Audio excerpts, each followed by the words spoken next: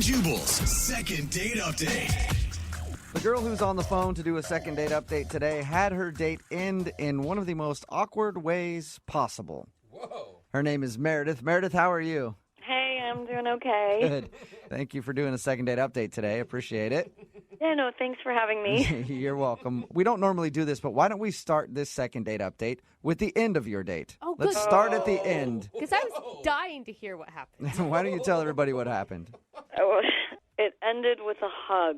Right? Ouch. That's Okay. not that bad. But that's What's not wrong with the that? worst part. Oh, that's not it? What happened before the hug? Okay, so keep in mind that we spent almost 3 hours together. Okay.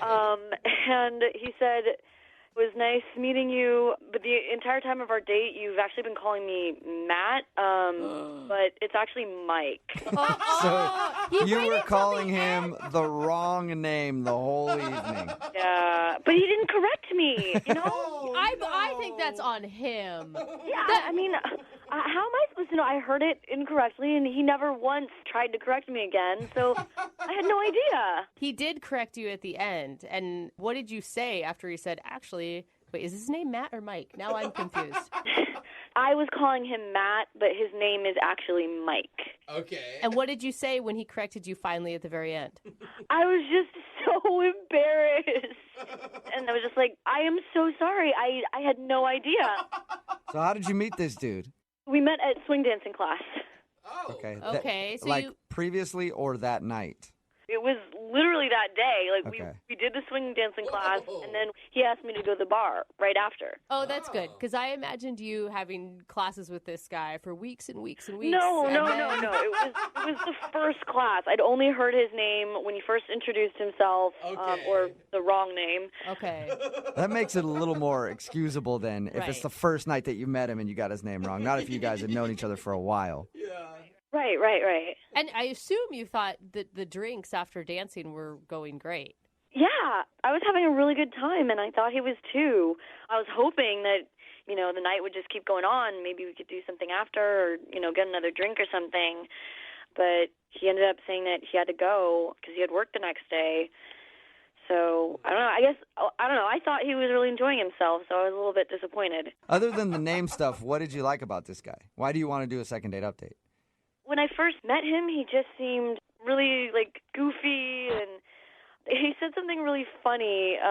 When I first showed up to class, I looked around, and I was the only person who wasn't in a couple. I was the only single person. I mean, I was pretty sure that there'd be other people there, but it was just me and him, so they immediately matched us together.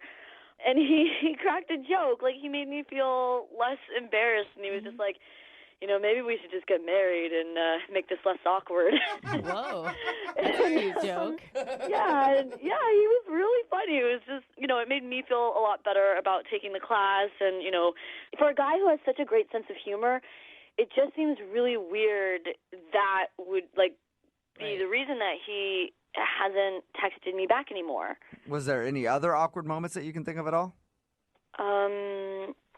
There was one other, slightly awkward moment.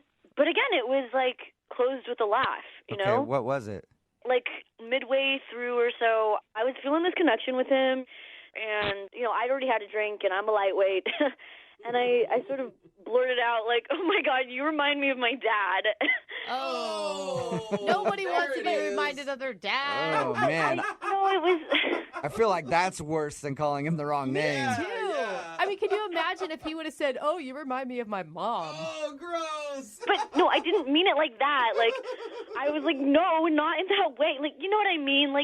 My dad's really funny, and he cracks these jokes. He just reminded me of that, kind of goofball, the way that he cracks jokes. So he had dad humor. That's always a compliment. But, I love my dad's sense of humor, and it Yeah. was just something that I thought I could connect to him with, another thing. Yeah. But if it's a guy that you're romantically interested in, you might not want to draw that comparison. I don't know. You're Good piece of probably advice. Right. All right, well, we'll play a song, come back, call your sort of dad guy named Mike or Matt or whatever, and get your second date update, okay? Hey. Moving 92.5. Brooke and Jubal in the mornings. Second date update. We're halfway through the second date update, and if you're just joining us, Meredith is on the phone, and Meredith wants to date her dad. Oh, No. well, But- Oh my God. kind of.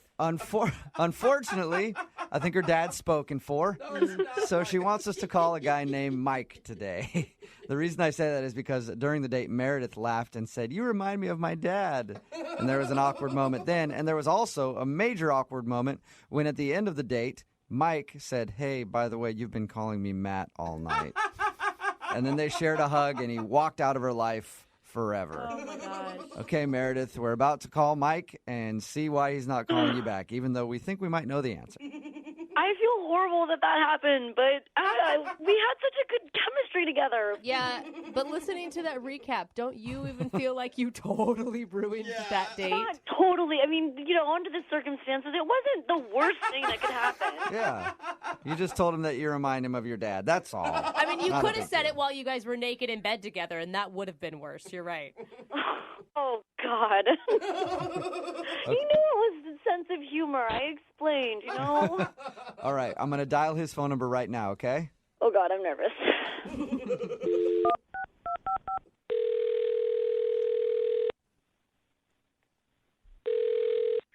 Hello, Hi, I was looking for Mike.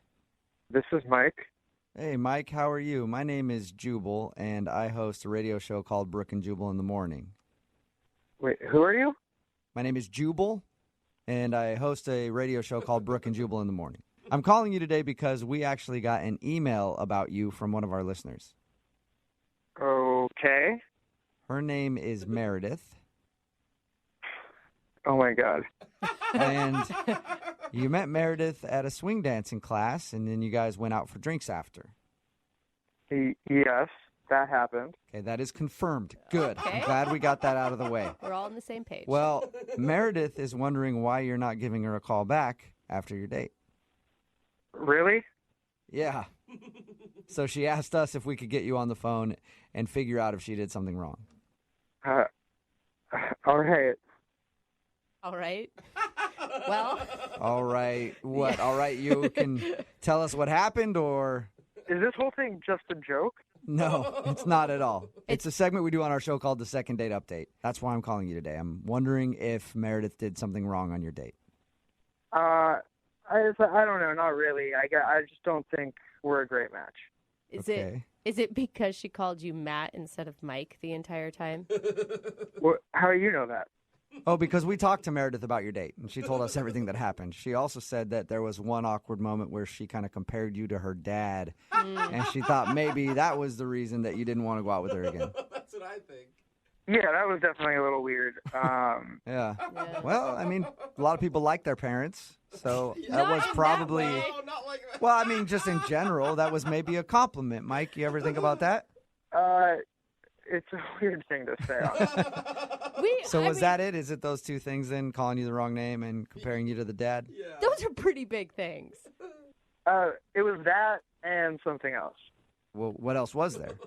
Even more? I don't know. She just kind of ticked off a pet peeve. It's it's more me than it is her. It's not her fault. She's a sweet girl. That's like the worst breakup line ever, though. It's me. It's not you. What is it?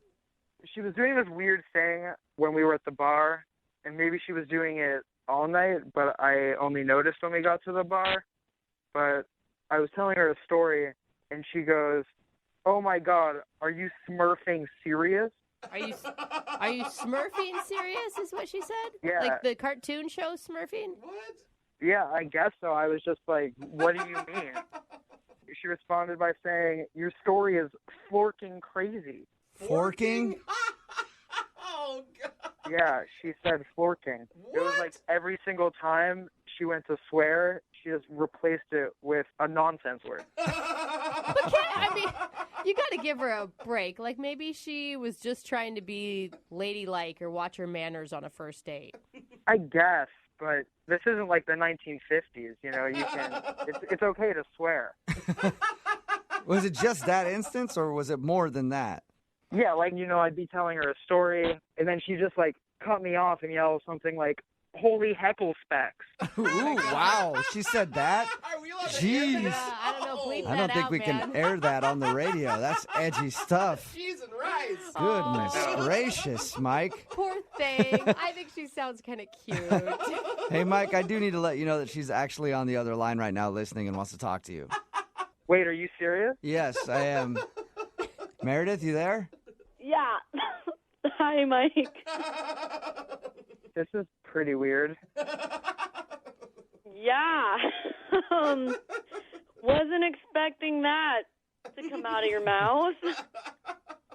Expecting what to come out of my mouth? Holy heckle specks? Yeah, you may have just pissed Meredith off there. Oh, I'm sorry for the Don't word piss say word. Sorry about that, Meredith. Hey, Jubal. I'm ticked off. I mean, did you want me to curse like a sailor the whole time? I mean, you don't necessarily have to swear, but if you're gonna do it, you should do it right. I know, but I don't like to curse, and you started doing it, and I kind of wanted to, follow suit, but I don't curse, and so, I just do what my sister and I do at home when, that's when we started, when we wanted to, say things, and, our parents were there, and we didn't want to be disrespectful. But it just kind of makes you sound really immature.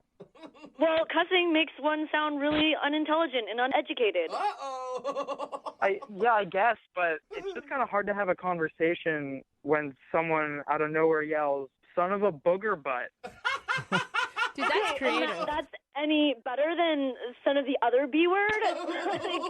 That's jarring to me. So, I mean, it's just, I thought you seemed like you had, a fun sense of humor. So, we laugh about it all the time. Even our parents laugh about it because it's funny. We make stuff up. We're creative about it. And it's, oh my gosh, it's just something funny. Maybe your parents think it's funny, but, honestly, to me, it was like having a drink with a kindergartner. Wow. Sally. So it's I know I remind you of your dad, but I'm not your dad. Maybe your dad thinks it's funny, but I don't know. You can cuss in front of Mike if you want to, Meredith. I think that's what he's saying. But I don't want to cuss. I know I have freedom of speech. I can say whatever I want. I just don't like saying it. It's not polite. Okay. It's not ladylike. And it was the first date, so I'm not gonna, bring it out. Yeah. I think she has a really good point, Mike. I mean, you can't get over some stupid phrases like "holy ravioli" or whatever she was saying. Brooke. I mean, I cuss like a sailor, but to each their own. I mean, yeah, exactly. I each their own, but I'm just not into it, I guess. I kind of want to feel like I'm talking to an adult. Especially if it's someone that I'm gonna, potentially be in a relationship with. Mike, maybe you want to reconsider. Maybe she can tone down the nonsense words or whatever, and you guys could go out again. Would you like to go out on a second date with her? We'll pay for it. I maybe if she agrees not to. I can't believe I'm saying this, but if she agrees not to use that kind of language. I can't believe you're saying that. Meredith, can you watch your mouth? She doesn't hold her tongue. Can you watch your mouth to go out with Mike one more time? I mean, yeah, I honestly don't really do it with other friends. It's just something that my sister and I did, and then Meredith, the comment with the dad. Hell yeah. I think you should just own that you were the offensive one on this date for probably the first time in your life. I'm sorry, Mike, not Matt. Would you like to go on a second date with me if I tone my language down? Sure, let's give it another try. All right, nice. A successful second date update. Congratulations, you guys. Thanks. Thank you so much. You're welcome, you guys. Go out, have fun, and then snarf all night long.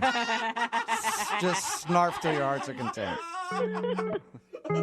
Brooke and Jubal in the morning. A text in at 78592 says, that second date was smurfing fantastic. Yeah, please, watch your language. Talking about today's second date update, of course, Meredith wanted to call this dude named Mike. He wasn't calling her back after their date because she kept replacing curse words with nonsense words like forking or smurfing. Oh, man. And it drove him crazy. He said it seemed like it was really immature, and then Meredith argued that swearing makes you look really uneducated, and she didn't want to seem unladylike. In the end, Mike agreed to another date only if she promised to just speak normally, and Meredith agreed. Please swear a little. Yeah, just a tad bit. So, successful second date update. They actually agreed to go out. Remember, if you want to do a second date update, all you have to do is email the show, and we will call the person who didn't call you back. We get a lot of emails in for the second date update that describe people going on some pretty strange dates. And normally, they sound terrible to me. I always think that they're really bad ideas. And today's is one of those, but it actually sounds really cool to me. Okay. Really? So it's probably super weird. Yeah, Yeah, then they- it's like they went to a cemetery Yeah. and dug Well- up old bodies. For some people, they might feel like it's a cemetery. They went to an airport. They weren't flying anywhere, but they went to the airport for their date. You can't even get into the good restaurants if you don't have a ticket. We'll get into what specifically they did at the airport in just a second, but first, I want to find out more about the dude she went out with. Her name's Hillary. Hillary, what's up? Hi, guys. How are you? Not too I- bad. This sounds so weird. Was the airport date your idea or his idea? I kind of came out between the both of us organically. Really? We'll get to the date in just a second because it's weird. But anyway, the dude that you want to call today, what's his name? His name is Rob. Rob? You sound With a that. W? Yeah, it sounded like that. Wob. Well, Rob. Rob, okay. Hey, I don't know. My name's Jubal. I can't judge somebody if their name's Wob, so I thought that's what his name was. How'd you meet Rob? I met Rob online on all my dating sites. Okay. And what struck you about him? Well, we had been talking for, about 4 weeks online. And Whoa. through that, he has a really sarcastic sense of humor, and so do I. So we were just able to kind of have a good time going back and forth. Okay, and you chatted for 4 weeks is a long time before you actually go out. Yeah. You want to kind of take your time getting to know somebody before you kind of meet in person. Plus, I'm a single mom, so that's something that I'm very cautious about before I meet somebody in person. Well, Yeah. and you have 1 day available in the next 6 months to actually probably hang out. Right. That too. Okay. So you guys finally connected, and now I want to hear about your date. So, kind of we were going back and forth, and we were a little bit bored with just the typical coffee date or dinner date because it's kind of an interview style, and we had already got to know a lot about each other beforehand. So we thought it would be cool just to meet at the airport and people watch and make up stories about them and their life and where they were going and where they were coming from. So Okay. I love it. So you went to the airport to judge people. a little bit. Yeah. Okay. To look at it. I'm in airports all the time. I love the airport for that specific reason because It's good there's people so many watching. different stories in there, and you don't know where people are going. And I like to make up things in my head too. It'd be fun to do it with somebody else, though. Yeah. And we went specifically to the arrivals gate. So there was a girl there that was holding up a sign. She hadn't seen her boyfriend, and the story we made was that she hadn't seen her boyfriend in 6 months. So she was all dressed up and had this sign and had a home cooked dinner. Oh, that's so cute. Yeah. We were there because we wanted to see the people that were happy to see people coming, people that were frustrated wherever they were going. Yeah, that's the other thing too. So many pissed off people walking out of the airport. So, wait, how was your time with him, though? Did you get to know him better through this process? I did a little bit. Obviously seeing somebody in person and enjoying their mannerisms is you don't have that opportunity over the phone. So that was cool. He looks like his pictures. But yeah, it was fun. It was fun to see how I felt being around him in person. I started to get a little giddy and girlish. I kept hitting him in the arm. So I was like, why am I hitting this guy? You're like, oh my God, I'm in 3rd grade all over again. Yeah. No, we had a really great time, but there was kind of an awkward thing that he said, but What did he say? well, there is this guy who it was pretty clear he was a bodybuilder, this huge hunk of a man that came through, and Rob leaned to me and he was like, oh, I bet that guy's coming into town to cheat on his wife and he's looking for his mistress right now. Whoa. And it threw me off because I had shared with him that one of my exes is a bodybuilder who had cheated on me. Oh. So, Well, But too you close shared to with home. him before he made that comparison? yeah, like in passing, I mean, we hadn't gone through like the details of the depths of our past relationships, but I had said it in passing. I feel like that's kind of rude. I don't know if he was like making that as passing, as kind of like a haha, remember, or if he just completely spaced and just said it like on his own. What did he say? What was his response? Was he embarrassed? He was embarrassed. I mean, we had a great rest of the time. It was a little awkward moment. Like, so in my head, I'm thinking maybe he's comparing himself to that guy we saw at the airport because they look totally different. Yeah, but we hate that guy. He cheated on you. Right. We hate him. We don't like him at all. But he had a really great body. Okay, I see. I know if I was Rob, the dude you were on a date with, and I made a comparison like that, I would have been sitting there awkwardly because I would have felt bad. I'd been like, damn, I didn't mean to bring that up. Yeah. It definitely was a little awkward, but I felt like we got back on track. Like later on, we left the airport. We went and got some drinks. After drinks, we shared some smooching. This all sounds so positive. Yeah. You guys even And kissed? so afterwards, we've had a phone call and we've texted a little bit. Mm-hmm. And I feel like he's kind of pulling away, which is fine because we're not, in this committed relationship. But if you like somebody and you kind of want to spend more time with them, I would think that you would put a little bit more effort and see them more than just once in person. So you think he's blowing you off? Yes, I think he is blowing me off. Okay. Well, we'll play a song, come back, and call him and get your second date update, all right? Okay, cool. Okay, hang on. Moving 92.5. Brooke and Jubal in the mornings. Second date update. Hello, ladies and gentlemen. This is your Captain Jubal Flag speaking. We're about to embark on a second date update. Just want to let you know things could get a little bumpy and we might experience some turbulence, so we encourage you to keep your seatbelt on through the whole flight, even if the sign is illuminated. Also, we've never flown a plane before, so we're probably going to crash and die. Wait, what did you just say? Probably going to crash and die because I've never flown a plane. Oh, dang it. Why did I introduce the second part of today's second date update like that? Well, it's because Hillary is on the phone, and she went on a date with a dude named Rob, and their first date was to the airport. They actually met up online, went to the airport to sit there while people were arriving, and then they had fun talking about people and making up stories of why they were coming into town. And she said it was great, except there was an awkward moment when some big buff bodybuilder dude walked off, and Rob, her date, was like, I bet you he's getting into town to see his mistress to cheat on his wife. And it seems like Rob may have forgotten that Hillary actually had something like that happen to her. With a bodybuilder. And then it was all awkward after he brought that up for a little bit, and Hillary's not sure if he was just feeling bad or what. Anyway, they texted back and forth a little bit, and now he's not really getting back to her. So we're about to call him and find out why. I mean, you said you're a single mom. He knew that going into the date, right?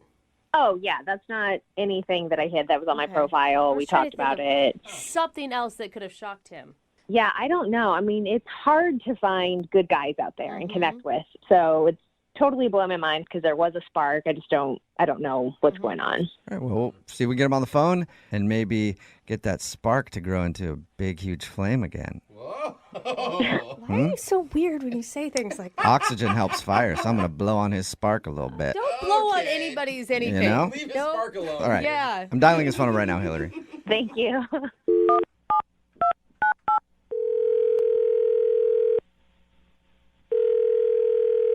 Hello. Hi, is this Rob? Yeah, this is Rob. Who's this? This is Jubal from the radio show Brooke and Jubal in the Morning. I'm not interested if you're trying to sell me something or. No, I promise you I'm not trying to sell you anything. I'm calling from a radio show. Why are you calling me?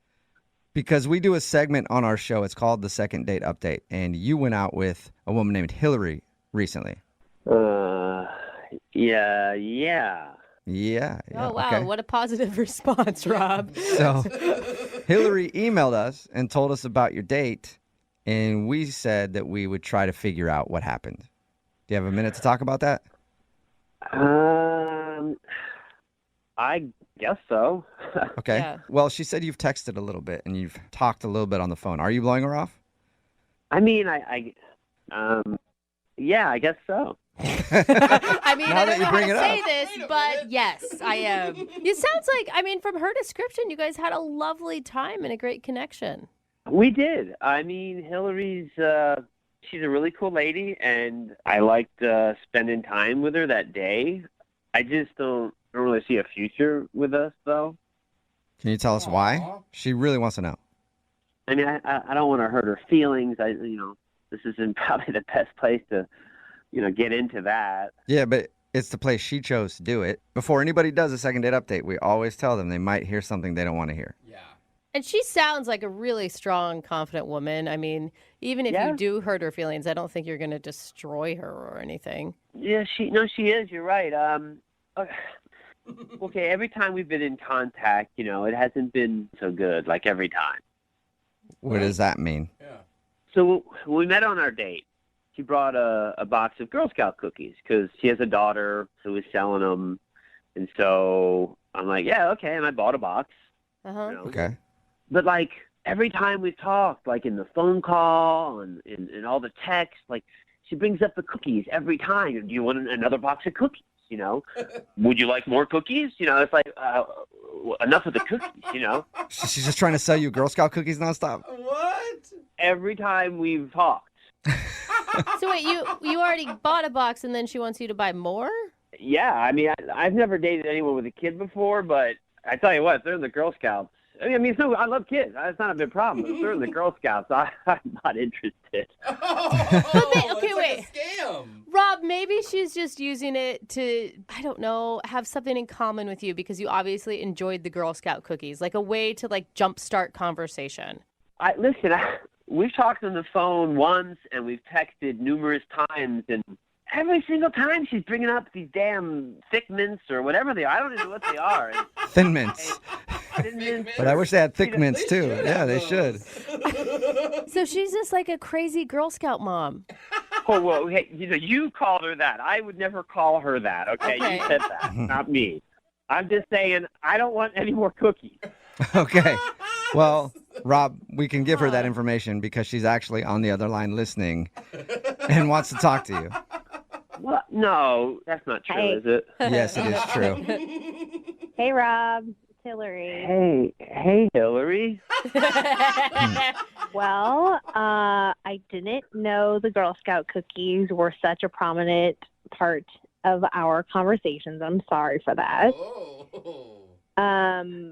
But who doesn't love Girl Scout cookies? So that's a little weird. Always selling. I do like any kind of cookies, but I don't want boxes and boxes and boxes of them. I mean, wait. First, hold on a second. It's only seasonal that these things are ever sold. So it's not like this is something that you would be buying over and over and over and over again. So most people like to buy a lot of boxes and put them in the freezer because they love them so much. They want to hoard them throughout the year. We have people that are asking us over and over again, do you have more Girl Scout cookies? And so I kept giving you the opportunity if you wanted to buy more. We had more before we sold out. Oh, I was very aware that you had cookies. I mean, Hillary, even one of your texts, you were like, my daughter's going for the record in sales. It'd be great if you bought a whole bunch. Oh. I'm like, as Girl Scouts, it's a really great thing because it promotes leadership, it promotes community and self-worth. So that's something that I want to support that. Yeah. But yeah, there's prizes if you're the top seller in your troop. And I just didn't know that you hated the Girl Scouts. I don't hate the Girl Scouts. You said that. I never said that. But you bought one box. I mean, who buys one box of Girl Scout cookies? Somebody who only wants one box? Rob, that's ridiculous logic. I think you have to buy 10 at least every time. At least. Oh, so you agree with that, Hillary? Okay. Hillary's got me wanting to buy cookies right now. You are a good saleswoman, Hillary. I literally have 3 more boxes left. So if you want them, let me know and I can get them. Okay, well, let's do that later. Let's focus on fast. trying to get another date with Rob, Hillary. Remember the goal. Wow, I feel like you haven't given the cookies a fair shot. Think of the cookies. Hillary, are you still interested in going out with Rob again? I'm torn because I feel like if it really was the cookies, why didn't he say something about that ahead of time? Because literally now I feel like an idiot that I've been going on and on and on about these cookies. But you guys realize if you would have met outside of Girl Scout cookie season, none of this would have been an issue and you would be on a second date already. Maybe a third or a fourth by this time. Exactly. Thank you. Yeah, until Girl Scout season comes around again, and then I'm hanging out with a car salesman trying to make quota. Wait, but then we would have been together for a whole year, and you would have fallen in love with me and fallen in love with the Girl Scouts and understood what this is all about. You would have been peddling cookies too, is what she's saying. Exactly. You wait 1 year, and you're going to be hawking those things like nobody's business.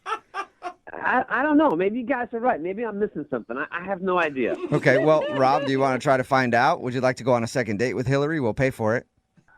Jeez. Hillary, we got along really great in our date. And how about when Girl Scout cookie season ends, we'll get together? Hey, that's a compromise. Rob, if you can't take me during Girl Scout cookie selling season, I don't think we are a fit. Oh, You can't handle me at my worst. You don't deserve me at my best. I'm kind of with you on that one, Hillary. Exactly. Wait a second here. So you called a radio station to call me to see if we'll go out again. And I agreed, even with the damn Girl Scout cookies, and you said no?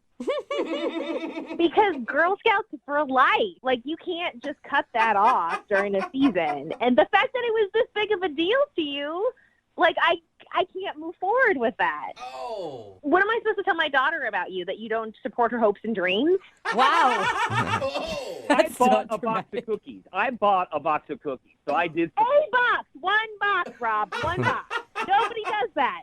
Yeah, I don't know exactly what just happened, but yeah, we won't go out. That's fine. I don't care. Okay. Okay. Well, Hillary, I'm sorry you didn't get a second date, but at least you know why now. Yeah, I mean, that's fine, whatever. But from what we were talking about earlier, I do still have those 3 boxes if anybody is interested. Just email us. We'll see if we can get those 3 boxes I'm sold in for if you. they're Samoas. Brooke and Jubal in the morning. We've said it on the show a lot of times. A good way to meet somebody is to have a dog, especially for guys if you want to meet a girl. It always sparks conversation. They're cute. There's dog parks that you can go to where you can meet people, and it can turn into a date. That's exactly what happened with the girl, Lisa, who's on the phone right now. Your email said that you met a guy at the dog park, right? Yeah. What kind of dog did he have? Aww. He had the most adorable chocolate lab. Ooh. That is a That man is dog. cute. That is a man dog right there. 2 things that women like, dogs and chocolate. Perfect. Oh, yeah. All right. So, Lisa, you emailed us about him. It says that you went to the dog park and then went out for drinks. Yeah. He was really sweet. His dog was completely adorable. Our dogs got along, which is always a good thing. So we met a little bit later that evening. Lisa, you sound hot, are you? Just Oh yeah. are you? You're so creepy, Dude, Jewel. if, Well, if someone's she getting does. hit on at the dog Okay. park, they've got to be good looking. Yeah, she sounded hot to me, so I just want to know if you're hot. Oh, of course. What kind of dog?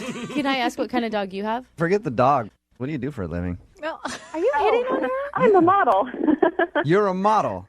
Yeah. Really? Are you joking because I said that you're hot and now you're messing with me? Not at all. What do you model for? Catalog. Really? Like Home Depot or Victoria's Nordstrom's? Secret. There is a difference between those two, big time. I would say like halfway between those two. Okay. All right. Someone from Victoria's Secret and someone from Home Depot, exactly halfway. That's what I'm like. Stop hitting on her. Can we just get back to the date? I That's just the want to know if point. she was hot. That's all. Yeah, we know. All right. Did he ask you out or did you ask him out? He kind of asked me out. It was very, very casual. Sort of, we had wings, and I'm not a big beer drinker, but he kind of showed me some ones that were nice, and I liked them. It was like the Okay. first time I've ever actually enjoyed it. All right. Were you nervous at all going into this date, Lisa, since it was so laid back?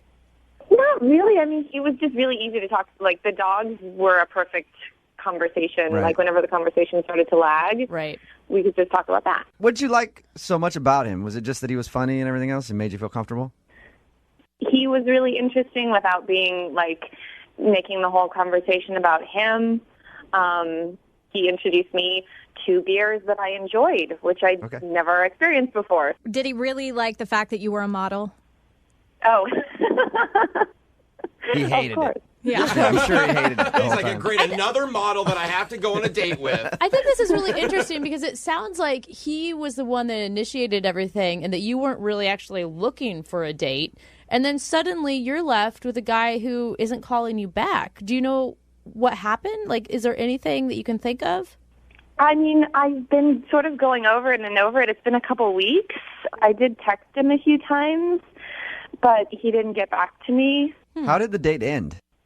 I said this was really fun, and I think he said, "Yeah, I had fun too," and he kissed me. Why would he not call? So we didn't make specific plans to see each other again, but I just kind of assumed, well, yeah. It's so weird. I mean, the guy meets a model who loves dogs, will try any beer that he gives her, kisses her at the end of the night. I mean, you sound like the perfect woman on paper. What did you do wrong? What happened, That's what I Lisa? can't figure out. You have no idea on that date what could have happened. I mean, as far as I understood, it was totally fine. Maybe I was laughing too hard at his jokes, or yeah, that's definitely Maybe that's it. Yeah, I thought he was too fabulous. Honestly, maybe he got scared because if you're that attractive and that cool, he might have been like, "Oh, dude, maybe she's a little too good for me." I mean, some guys are not that confident, you know. You sound like marriage material. Like, lock that down. All right, Lisa, we're gonna play a song. Come right back, then call him and get your second date update. Okay? Okay. Moving 92.5. Brooke and Jubal in the mornings. Second date update.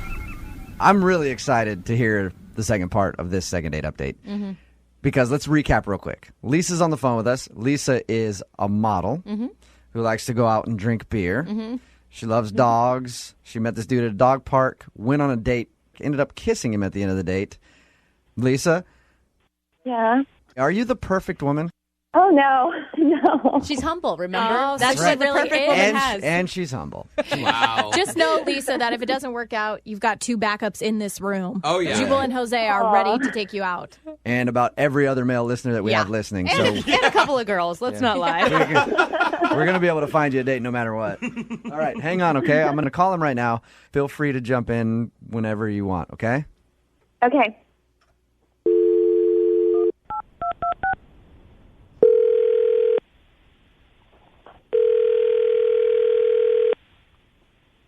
Hello?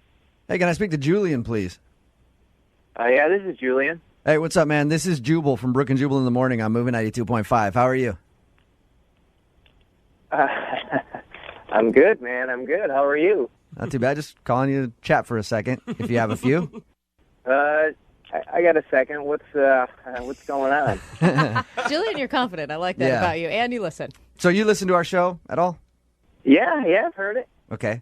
Have you ever heard the second date update segments that we do? I think I have. It's where people talk about their bad dates and stuff. Right. Somebody emailed us about you. Oh yeah? Yes. You went out on a date with someone and then didn't call them back. Any idea who we're talking about? Is it Lisa? Yes, it is Lisa. Julian, real quick. She's a model who likes dogs. She seems really cool and laid back because she went to have beer with you that she doesn't normally drink beer, and she kissed you at the end of your little date. Can I just be very blunt with you and ask you, what the are you thinking not calling her back? It sounds like the perfect woman. What's your problem, Julian? I don't know. Just a model. It was cool. It was fun. It was, I don't know. Did you like her? Did you connect with her? Yeah, sure. She laughed a lot, which was great. And, she tried all those beers. Her dog was super cool. It's a lot of fun. But, you just kind of know when it's not going to work out. Okay, well, why don't you think it's going to work with her? You know how you get that vibe, you connect or not. But, I think it just isn't going to work out between us. So if you could just pass that along to her, and tell her what's up, that'd be great. I feel like you're holding back. Julian, there's usually something you can pinpoint, though, where you're like, all right, she's kind of a bore or whatever. What is the reason that you don't want to get a second date with her? I'm just going to say this. I'm not a jerk. But at one point in the date, she told me that she's 31 years old. Okay. And I'm 28, and I just got this rule where I don't date girls who are in their 30s. Oh, okay. Really? In their 30s? Yeah. I'm 31. Hey, Julian, Lisa's on the phone with us right now. Yeah. Hey, what's going on? I didn't know you were on the line. What's going on with you? 3 years is too much for you? You can't handle a 3-year age difference? You're almost 30 yourself. I know, but I don't date girls who are 30 themselves. Oh! There's so many 30-year-old girls out there that just want to kill Julian right now. Why? Why? I mean, no offense, but it's just, I don't want to start something with a girl who's like significantly older than me. Like, I know it's only 3 years, but like 29 to 30 is a huge, huge difference. What? You can't do math very No, well. it's not. It's not at all a huge difference. That's like nothing these days. But your state of mind is a huge difference. Like, in their 30s, they're looking to have, like... Was I acting family. old? Was I acting... I don't understand. Was I acting like an old lady to you? No, not at all. I get You're it. super fun. It's not you. It's not you. It's me. It's my thing. I just don't want to date an older girl because I don't want to... I want to get involved with someone who's a little older, who's going to be pushing to have kids earlier than I want to. Oh, my God. And who wants to, like... That's what I was. That's what I was thinking. I was going to say, Julian, I kind of understand where you're coming from because girls that are over 30 are usually looking to settle down and want kids. Yes, they are. Dude, Lisa, get him. Get him. You get him, girl. You tell him your peace of mind right now. First of all, it would have been just common politeness even to answer my text. You could have said anything. You said nothing. You didn't get back to me at all. Why did you kiss me at the end of the date? I didn't want you to think that I was, like, unattracted or didn't have a good time, and I didn't text you back or call you back because I didn't want to hurt your feelings, all right? But you could have said a million things. You could have been like, oh, I had a lot of fun, but I just don't see this happening right now. You could have made any kind of excuse or just, hey, have a nice life. That would have been better than nothing. I know a lot of women my age who have no interest in kids. My dog is my kid. My friends are my kids. I don't need kids. Thank you. So you're blocking yourself off from a lot of opportunities. Lisa keeps getting hotter, in my opinion, now that you said that. But I will say this. The majority of women that reach 30 and aren't in a committed relationship do start panicking. Yes. They want to get married and they want kids. A majority, Brooke. Wouldn't you agree with that? Here's the thing, dude. One date, you can't tell what people want. And you should treat each person as not a big general stereotype that's put on by media and magazines about how women are... Brooke, since the moment I met you and you turned 30, you started talking about how you wanted to have kids because you didn't want an AMA thing on your birth, whatever it's called. Mm-hmm. Right, Mature... and I was engaged and getting married. Like, because I was you wanted to be, but you've talked about how nervous it made you that you were getting older and not having kids. But I want kids. Not every woman wants kids. Right. Lisa doesn't want kids. He's making a big generalization that I'm the same person because I'm 32 as Lisa, who's 31, which isn't fair to either of us. But Julian, you say that now at 31 or 32, but when you're like 34 and you hear that clock ticking, then you're going to be like, we got to have kids. And I'm like, I'm just 30 or I'm 31. I don't want to have kids. I'm not going to have kids till I'm 40. Are you freaking deaf, dude? She said she didn't want to have kids. Maybe she'll want kids later. She says that now. Yeah, she says that now. Exactly. Oh, you guys are idiots. I think that Lisa probably knows what she wants better than you or you. Well, considering you don't hang out with women over 30, how the hell would you know how they think? Lisa. Thank you. I know, dude. Trust me, okay? You don't know crap. Would you rather I lied to you or even, like, dated you a second or third time and slept with you and then been like, hey, guess what? Because, I think you're attractive. I think you're cool. I think you're great. I just don't like your age. And I like the fact that Julian also said that he knows he could sleep with you by the third date. Lisa, how about that? Oh, my God, Lisa. You dodged a bullet, girlfriend. I think so. Yeah. Holy cow. Well, I think I know where this is going to go. Really? You can tell already from my tone of voice? We will send you guys out on a second date. The show will pay for it. Oh, God. Julian, would you like to go on a second date with Lisa? If this question were to be posed to me like 3 years ago, I'd be like, yes. But as of today, no. Julian's going to end up old, 42, driving a freaking convertible Sebring, balding with nobody on the line. 3 25-year-olds in the back seat. Yeah, I was going to say, a.k.a. living the life. Congrats, Julian. Thank you. Brooke and Jubal in the morning. Brooke and Jubal's second date update. We're doing a second date update today on a date that never actually happened. Oh. Somebody got stood up, and they want to see why. Lily is on the phone with us right now. Lily actually took a huge step. I can't even believe that she would ask this person out. She asked her doctor out on a date. Whoa! Wait, that's... I've never had a doctor that I wanted to ask out on a date. I mean, I'm into rich, successful people, so I don't know why. I mean, but most of them have been males, Yeah. But I still asked them out on a date anyway. I don't care. But I've never actually, I've thought about that. I'm like, that would be really awkward, though, because they know your medical history. They know all about your germs. And you're like, hey, so what do you think about you and me going out? Lily, how are you? Hi, guys. I'm good. How are you? Good. Okay. That takes a lot You're brave. of guts to ask out your doctor. I know. Can I just ask what kind of doctor it is? He's a foot doctor, so he really didn't know that much about me, Okay. and I was never naked in front of him. Yeah, except you wanted to I be. know. He's like, yeah, let's take a look at your foot. You're like, oh, clothes all completely nude, right? All the clothes need to come up. Yeah. So you went to a podiatrist, thought he was I cute. went to the podiatrist, and I went to him maybe like twice before, 3 times. I can't remember. There was a consultation and then 2 other times. How'd you do it? How'd you ask him out? So I went for a visit, and I always thought he was cute, and I noticed he never wore a wedding ring, but I was too embarrassed to ask him in person, so I left a note for him at the front desk. Okay. Oh, God, like a Yeah. secretary. Well, Do you I like can me? understand doing that because it would be weird. Even if it's a podiatrist and they don't know much about you, it's still, I feel like it'd be strange. It's just the two of you. And in their little office, it's like Yeah. so sterile in there. So you left a note and he actually texted you. That's what your email said. Yeah, I left a note. I tried to keep it casual. I'm like, hey, Dr. I don't want to be unprofessional, but I just saw you. I just visited you. And you're very cute. And I don't know if you're single or interested if you don't have a wedding ring on, but would you like to get a drink sometime? And I left my phone number. Oh, that's Wow. good. That's Okay, I was a little worried that it might have been confusing for him, like he thought you might want another appointment. Yeah. So he did text you back, obviously. He texted me like he said he was very flattered. He'd love to get a drink. What time?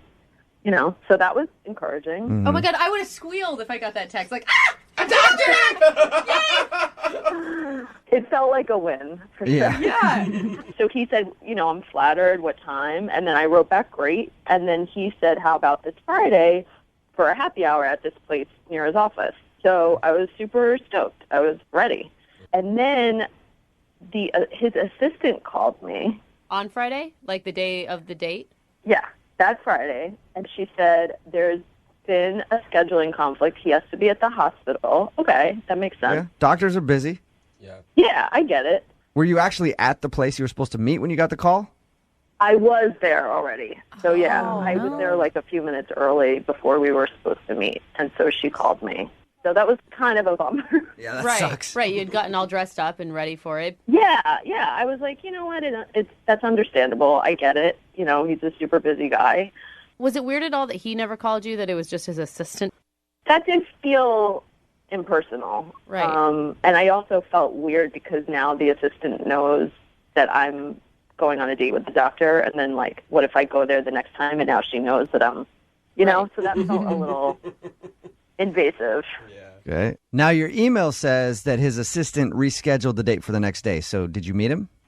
I did not, because the next morning, which was Saturday, I got a text from him saying, I'm so sorry, I double booked. I'll let you know in the future when we can get together. Mm-hmm. So I was really mad. Yeah, ditched twice. And that's all you've heard from him? That's all I've heard. The last thing, I texted him back from that and said, okay, looking forward to it. And it's been a week, so I haven't heard from him. So he blew you off, definitely.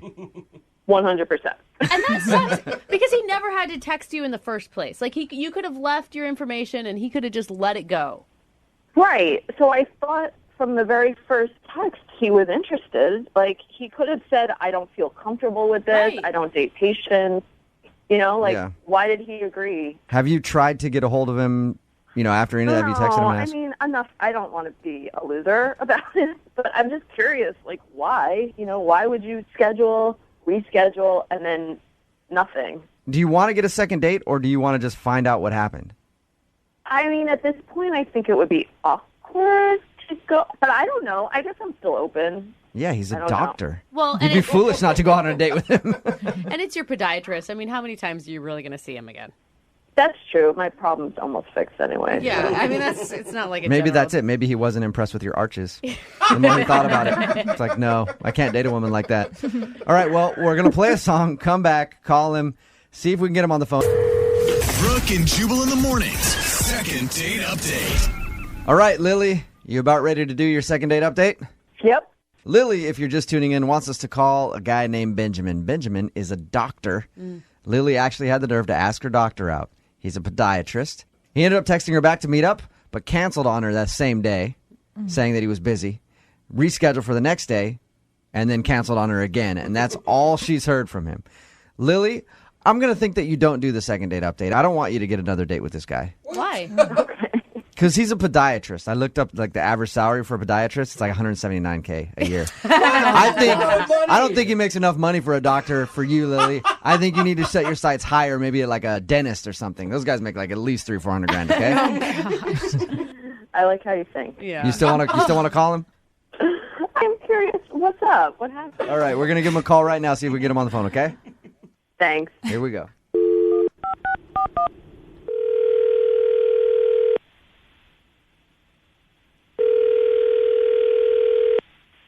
Hello. Hi, I was looking for Benjamin. Yes. Hey, how are you? This is Jubal from Brooke and Jubal in the Morning. Oh. I'm not sure what that is. I like Benjamin. I like how you tried to pretend like you did for a second. I appreciate that. Host a morning radio show, Brooke and Jubal in the Morning. Nice. Have you heard of us at all? No, I don't really listen to a lot of radio. Okay. Well, you're a doctor. I know you're a busy guy. I can't expect you to listen to our show every morning. So. How'd you know I was a doctor? Oh, because you recently went on a date with one of our listeners, and she asked us to call you. Really? Wow. Well, I guess I should correct myself, Benjamin, Dr. Benjamin. You didn't actually go on a date with her. You scheduled 2 dates with her and then blew her off. Her name is Lily. She's one of your patients. She asked you out. She told us all about how you scheduled some time to meet up, to hang out, and then canceled on her, said you were busy, then did it again the next day. So she emailed us asking if we could call you and find out why. I don't know why I would tell you any of that. I can understand that. That's a good point. It's a little jarring to have a radio show call you out of the blue and ask questions about your personal life. Yeah, how do I even know you're really a radio show? I can send you out our website. Yeah, because everybody who has a website's real. Yeah. Well, no, Lily wants to know if she did something wrong. She really wanted to go out with you, was excited about the date. So why would you tell us? I guess just to maybe show her the respect? She didn't do anything wrong. I mean, it's not the first time that a patient has asked out a doctor. Okay. Or vice versa, I'm sure. Okay, so we can tell her that she didn't do anything wrong. That's her main concern, is she's trying to figure out why you would blow her off twice. It was my boneheaded mistake, and I feel really bad about it. What boneheaded mistake is it? It's just so stupid. Can you just tell us? You know, you don't have to go into crazy detail, but we want to give her an answer. She's curious. Okay. You left her kind of hanging. Essentially, my assistant called me over to her desk to tell me that that she rescheduled with Lily, and I was confused. I said, "Lily who?" And then she pointed out what patient it was, and I thought it was someone else. I thought it was another patient. I saw probably about 5 patients between her and when I saw the note. Oh, no. Are you serious? It was just really bad timing. All right, so Lily was not the girl that you actually wanted to meet up with. No, I was definitely a little more interested in Janelle. Even then, it's still awkward. You know? Yeah, So I shouldn't okay. even talk to you about this on the phone. But what? Well, I appreciate you at least being honest with us. Yeah. Thank you. Right. I should also let you know now that I haven't been completely honest with you. What do you mean by that? I mean that Lily is actually on the phone. What? Lily? Hello. Hey. That was not what I thought he was going to say. I'm embarrassed. Look, I'm really sorry. I didn't want, that's not. It was just bad timing. I wish you just gave the note to me. So we would have known who it was. I would have seen your face. Oh my gosh! So the bottom line, Lily, is the doctor, the good doctor, did not want to see you. He wanted to see somebody else. I got that. Yeah.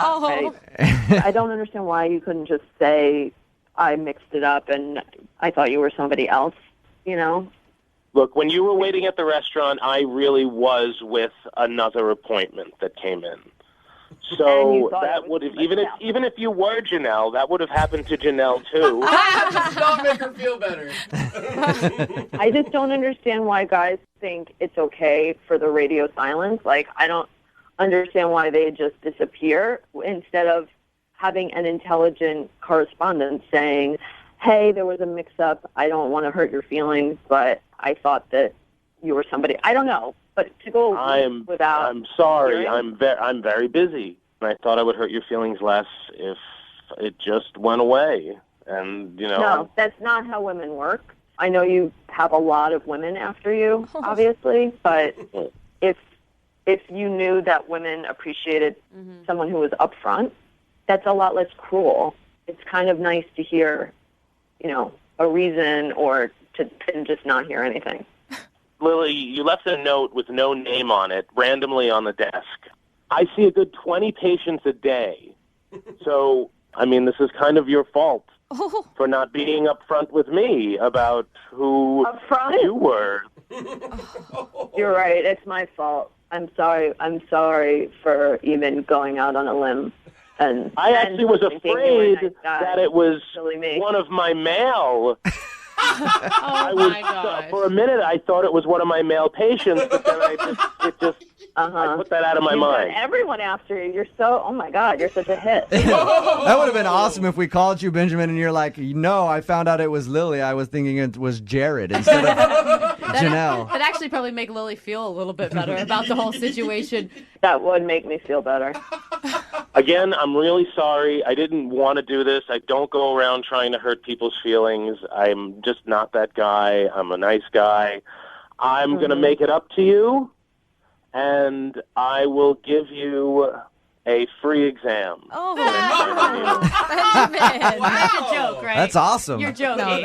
You're a loser. Are you serious? That's like $150. That's better than a date. I'm never coming back to your office. I don't want you touching any part of me. Oh. I thought it was a generous offer. Sorry. Well, Oh, God. good luck with your perceptions, because you're off, man. How many girls does this actually work on?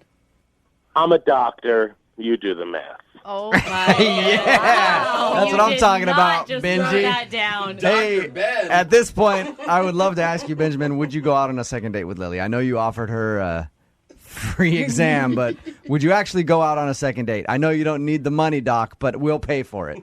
There's no way in hell that I'm doing that. Well, Lily, you don't even know if he said yes yet. I respect myself too much. Come on, Lily. Oh, yeah. Just one more date. Yeah, just go see Dr. Creepy one more time. He's not for me. No? Yeah. I'm glad I know that. But he's a doctor. You heard him. Gross. He's a podiatrist. Brooke and Jubal in the morning. Every once in a while, we get an email to the show for a second date update that kind of goes like this. I know the date sucked, but I just want to contact them and let them know what happened. That's the email that we got from Todd. He didn't say it sucked, but he said that it was one of the most embarrassing dates he's ever been on. no. He wants to get in contact with this girl named Courtney just to explain what happened. Todd, why don't you explain to everybody in the room here what happened? Well, so I met this girl playing softball, in a league. We do this underdog sports thing. Yeah. And we met and we were talking and laughing, and I asked her out. But before the date, I had a dentist appointment. Yeah. Which I thought would be fine by the time the date started, but they had to fill a little cavity. Okay. So they shot me with the Novocaine. Right. So you went on the date. So you went on the date with your mouth all numb. Yeah. Well, the dentist said it would be fine in a couple hours, but for whatever reason it wasn't. So half my mouth was kind of swollen a little bit and numb. So it was hard to drink water or drink anything. It kind of was falling out of my mouth. Did you drool on yourself at any point? Yeah.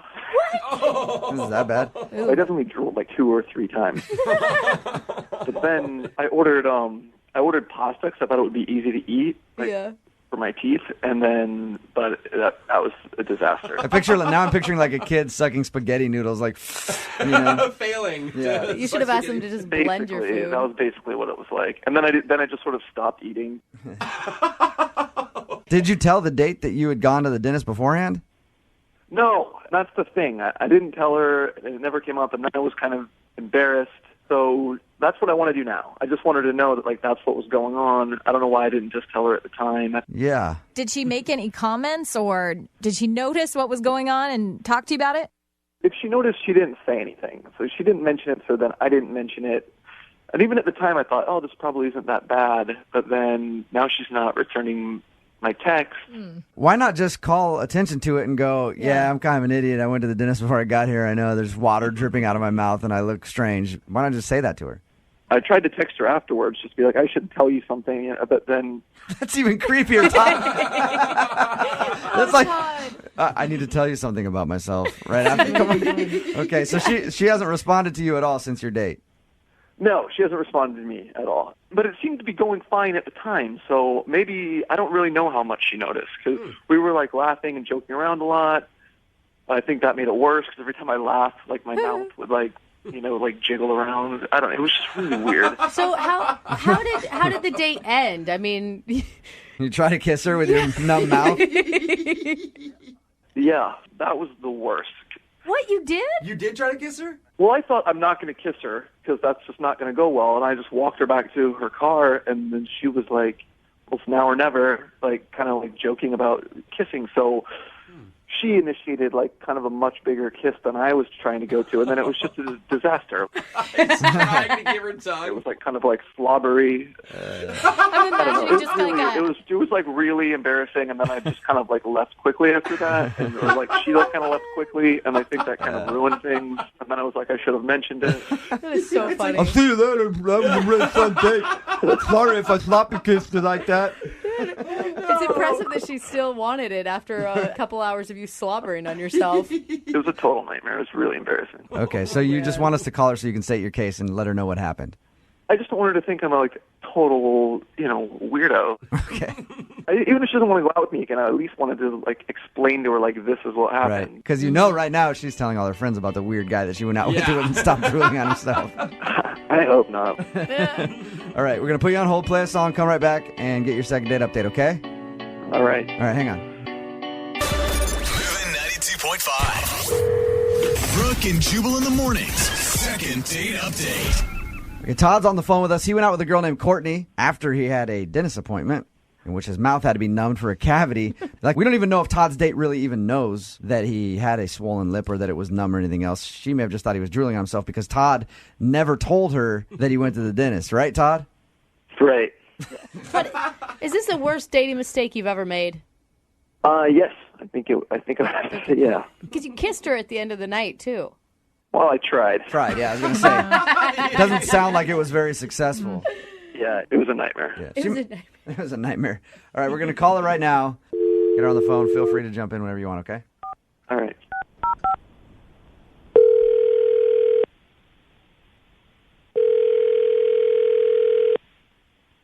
Hello? Hey, is this Courtney? Yes?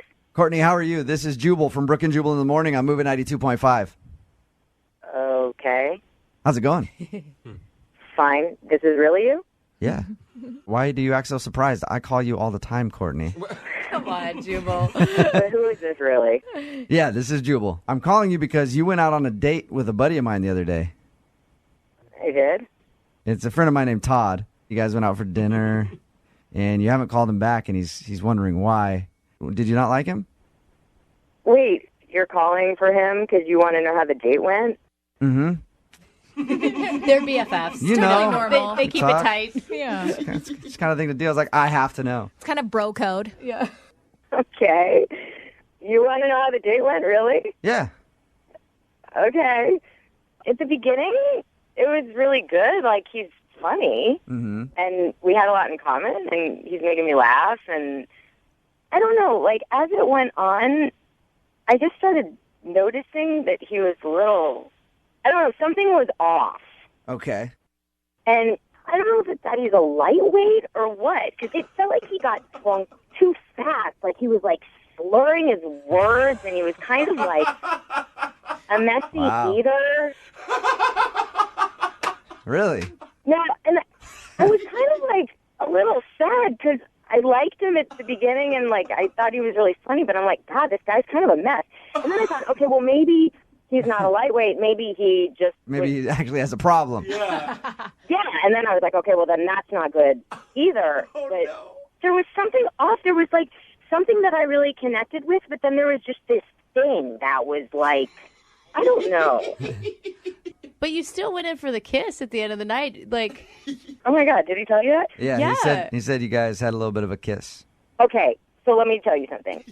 I have a cardinal rule, and it's that I have to kiss on the first date. Nice. Okay. You know, then you kind of know. Like, well, you don't really know, but, like, it just, at least it gives you, you know, that feeling of, like, okay, should I pursue this, or should I just, like, is this, no way. Right. But, oh, my God, when he started kissing me. Wait. Can I jump in here before this gets any more humiliating? No, Todd, you got to be quiet for a second. Courtney, Todd's on the phone, but first, we want to hear what you were going to say about the kiss. Todd's on the phone right now? Yeah, don't worry about that, though. Tell us what you're about to say. What do you mean don't worry about it? Oh, my God, I'm humiliated. what was the first kiss like, Courtney? Please. Oh, God, no, I can't tell you. Yeah, oh, my God. Todd, I'm so sorry. I want to know what you're going to say. Can I please explain this? No, Todd, you can't say anything right now. I know I told you before you could jump in whenever you want, but now I want you to wait. Well, all right. I have already gone this far, so I might as well just be honest with you. It felt like a Labrador Retriever was licking the side of my face, like gumming my cheek. Nice. Oh, no. It's a good visual. Yeah. Disgusting. Oh, my God. So, Courtney, on a scale of 1 to 10, how would you rank this kiss? The kiss? No, it's not. Can I please talk? Yeah, Todd, go ahead. I can explain. I don't know if you can. I'm sorry. I don't mean to be rude, but that's just, like, honest. The reason my mouth wasn't working because I went to the dentist that day, and I didn't tell you, and that's why my jaw was kind of swollen. That's why I couldn't talk. I couldn't eat. I should have just told you before, but I thought you would think it was weird that I went to the dentist before a date. Uh-huh. You don't really believe him. So you don't believe him? That's such a normal thing. Like, why didn't you just tell me? After the kiss, I obviously knew that didn't go well, so I tried to text you to explain, but then you didn't respond anymore, so then... Well, then you freaked me out, because I'm like, okay, now he's texting me like there's something to tell me? I don't even know anything more about this guy. That's what we said, too, because he told us that he texted you. He didn't just say, hey, just to let you know I went to the dentist. If anything was awkward, he says, I have to tell you something. Todd, made so many mistakes. I don't understand why you just didn't tell me. That's not a big deal, but now it, kind of became... And now I wonder about you and your judgment not telling me, you know? I don't know. I don't know why I didn't tell you. I really don't. I should have, and then I was kind of embarrassed, and I thought I could, kind of pull it off. Todd, I guess I can see your point of view here. A lot of guys get nervous on dates. I wouldn't necessarily do it. I'd probably be honest about it, but there are some people who get embarrassed easily. So, can we give Todd a tip, though? Instead of just saying you're nervous, maybe explain why you were nervous, because she's so wonderful. Yeah, I really I thought you'd think it was weird that I went to but then... No, Todd, tell her why she made you nervous, because you thought she was so great and you had such high expectations for impressing her. Yeah, I did. I thought you were great, and then... Todd. You have to be said the line like a Cyrano de Bergerac. Whatever. Yeah. Okay. He just repeats what Brooke says. Todd, just you personally, are you a nervous dude? Yeah, His voice cracks. No, I don't know. Kind of. Hey, Courtney? Yeah. The bottom line is Todd went through all this trouble to call us, to get a hold of you, to find out if he could get a second date with you. That's got to say a little something about him, right? Mm-hmm. Yeah. I would love to send you guys out on a second date. We will pay for it. Okay. If you'll give him another shot. I didn't like that he didn't tell me up front why he had to make a big drama out of something that didn't have to be a drama at all. That's because he likes you a lot and he was nervous. That's kind of endearing, don't you think? Okay. You know what, though? The main thing is that I guess I don't have a really good, a true barometer on the kiss. Yeah. That's true. And that I have to give a second chance. So, okay. All right. There you go. We'll send you out again. Todd, congratulations. You got a second date? Yes, thank you. Todd, if you don't mind, I'm going to schedule my colonoscopy for that day. That is so gross. Can I cancel this now?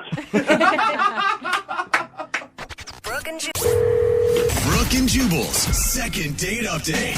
I think a Mariners game is a good place to meet people. Oh, yeah. Like if you're in the Such a beer good garden, people are drunk. Oh, yeah. Awesome place. See, why Seriously. do you always have to associate drunk with meeting people? You know you could do that sober too, right? Not me. Yeah. Some people can. I don't know. Yeah. James is on the phone with us right now. James met a girl outside of Safeco Field. You met her in the beer garden during a Mariners game? Yeah. I was at the beer garden with a couple friends, and Did you just walk up to her and see her and want to talk to her, or was she in a group of other friends that you had out there? she was there with like a couple of friends. But I saw that she had like a Mariners shirt on, and I'm used to a lot of girls wearing like sports jerseys or whatever, but they never really know anything about the team. Those ones are usually wearing the pink jerseys. Even I can't stand the pink jerseys. Yeah. I am sorry. I know. But it turns out that she's not just one of those like blind fans. She actually really knows all of her stats and knows everything about the players, and thought that was kind of cool. So I asked her out Okay, cool. Where'd you guys go out to? to like a sports bar, just because I thought, there was a game going on. So it's like, we can keep this kind of chill and just hang out there. And I found her to be like really funny and doesn't take herself too seriously, which is nice because I've had a lot of kind of high maintenance girlfriends before, so this was kind of fun. All right. So you had a good time there, and how'd that end? I told her that I was just gonna go and work out and then change, but if she wanted, we could like hook up later that day. This date has been awesome, but I'll tell you what, too many beers, so carbs. I got to go run to the gym real quick. Is that what you did? Pretty much. I was like, well, I have to go to the gym today, so like, I got to go home after that and change. But I'll give you a call or whatever. I called her and called her and called her, and it's been a week. Did she seem at all offended by the fact that you wanted to leave your date to go to the gym? I mean, the way that I see it is that, when we were at this bar, it was just like we were here to just watch the game. Once the game ended, we still hung out for like half an hour or so. Yeah. I didn't think like she expected it to be like an 8-hour date. I was just like, if you want to hang out again later today, let's do that. And you called her and like, oh man, I'm so pumped right now. My guns are just blazing. You ready to meet up again? And you haven't heard anything back from her, huh? I haven't heard anything from her now, and it's been like a week. James, there's nothing weird that happened on this date because, I mean, the way you portray it, the way you paint it is, I don't know, why wouldn't she call you back? Then that's why I'm calling you guys, because I don't know what went wrong. I really thought we had a great time. I don't even have like the slightest hint that anything I've done or said could have been wrong, so I don't know what the problem is. Huh. All right, well, we'll play a song, come back, give her a call, and get your second date update, okay? All right. All right, hang on, man. Moving 92.5. Brooke and Jubal in the mornings. Second date update. All right, if you're just tuning in for the second date update, we've got James on the phone. He met Jill at a Mariners game and then took her out to a sports bar because that's what they bonded over in the first place. Hey, James, you really tell us what you like about her so much. Is it the fact that she's a girl that's really into sports? She's really in shape. She's blonde. I thought that was cool. That's like the only requirement Yeah. you need, huh? That's all you need. Yeah, Blonde and in shape. And for anybody just tuning in, you left the date at the sports bar to go to the gym Yeah. and had plans to meet up with her later after that, but she didn't answer your phone calls. Yeah, she never got back to me. It's been like a week. Okay. All right, we'll call her right now, see if we can get her on the phone.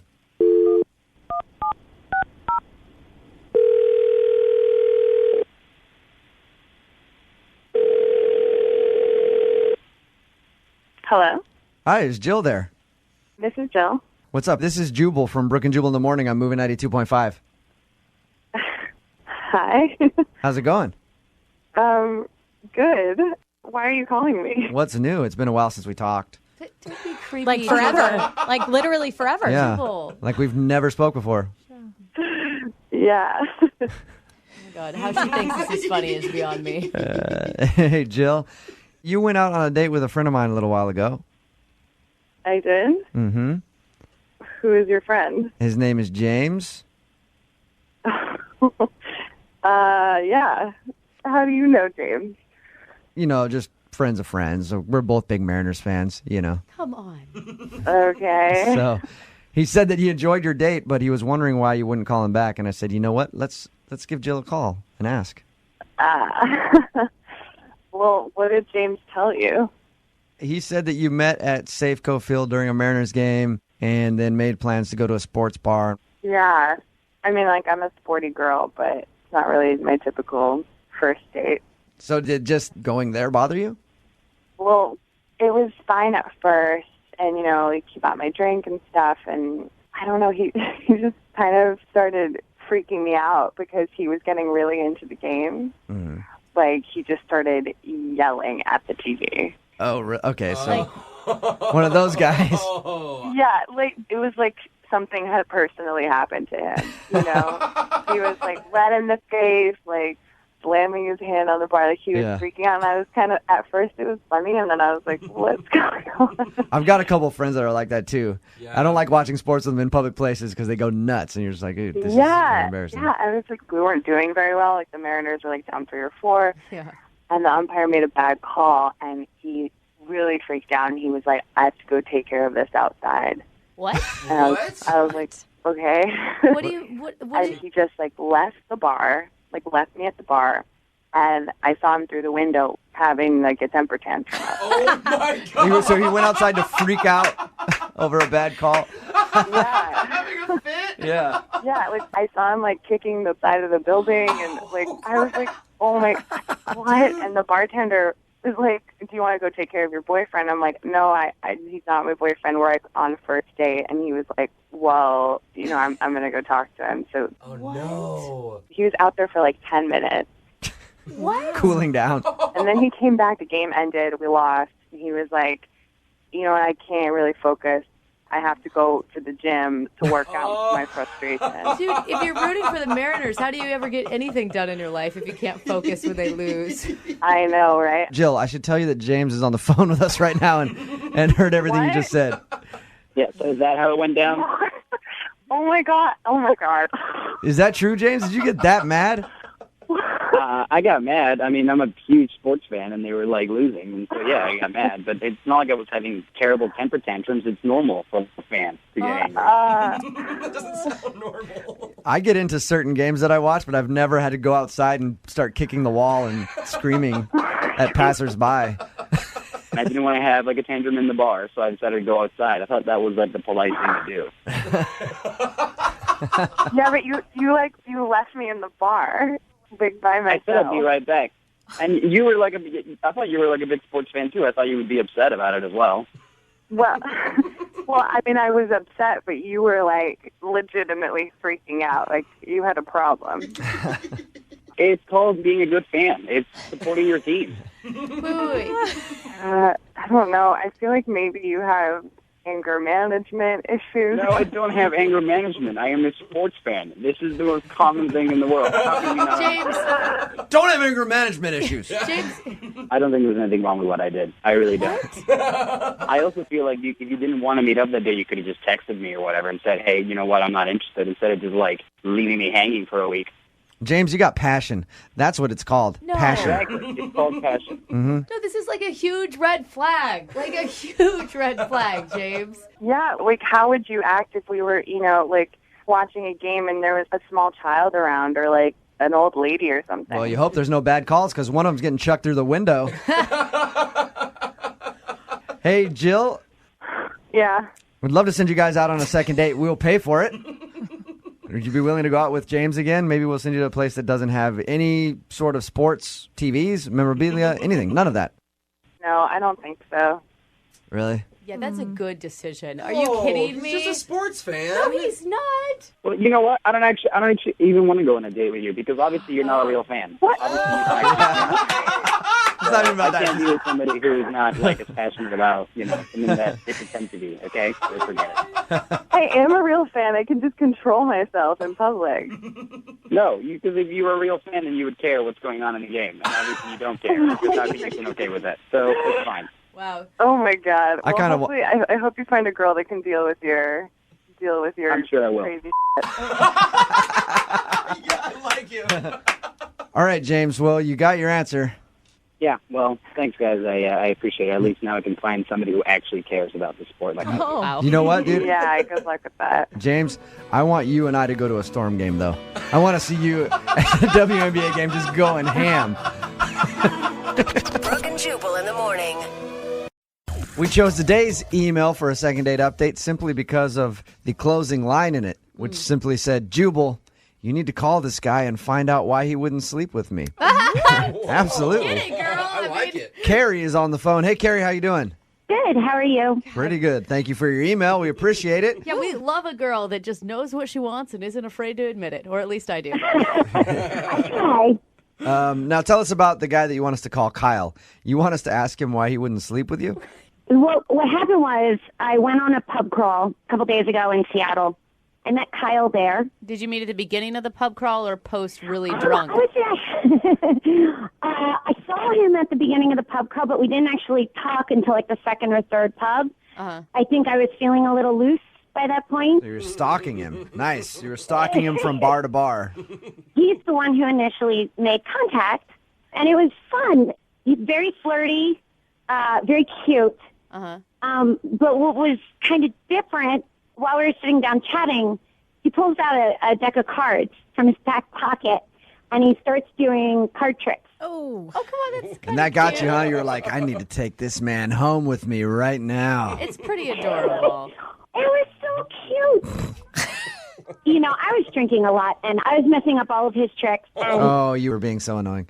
I can imagine you out there. He's like trying to show everybody, like, stop it, knocking his cards out of his hand. Let me see your other hand. You're drunk, so you think you're cute. I know how it goes. Come on, he was hitting on her and he was pulling out his moves. He couldn't She was have... hammered, and he knew he had an opportunity. Oh, come... it was sweet.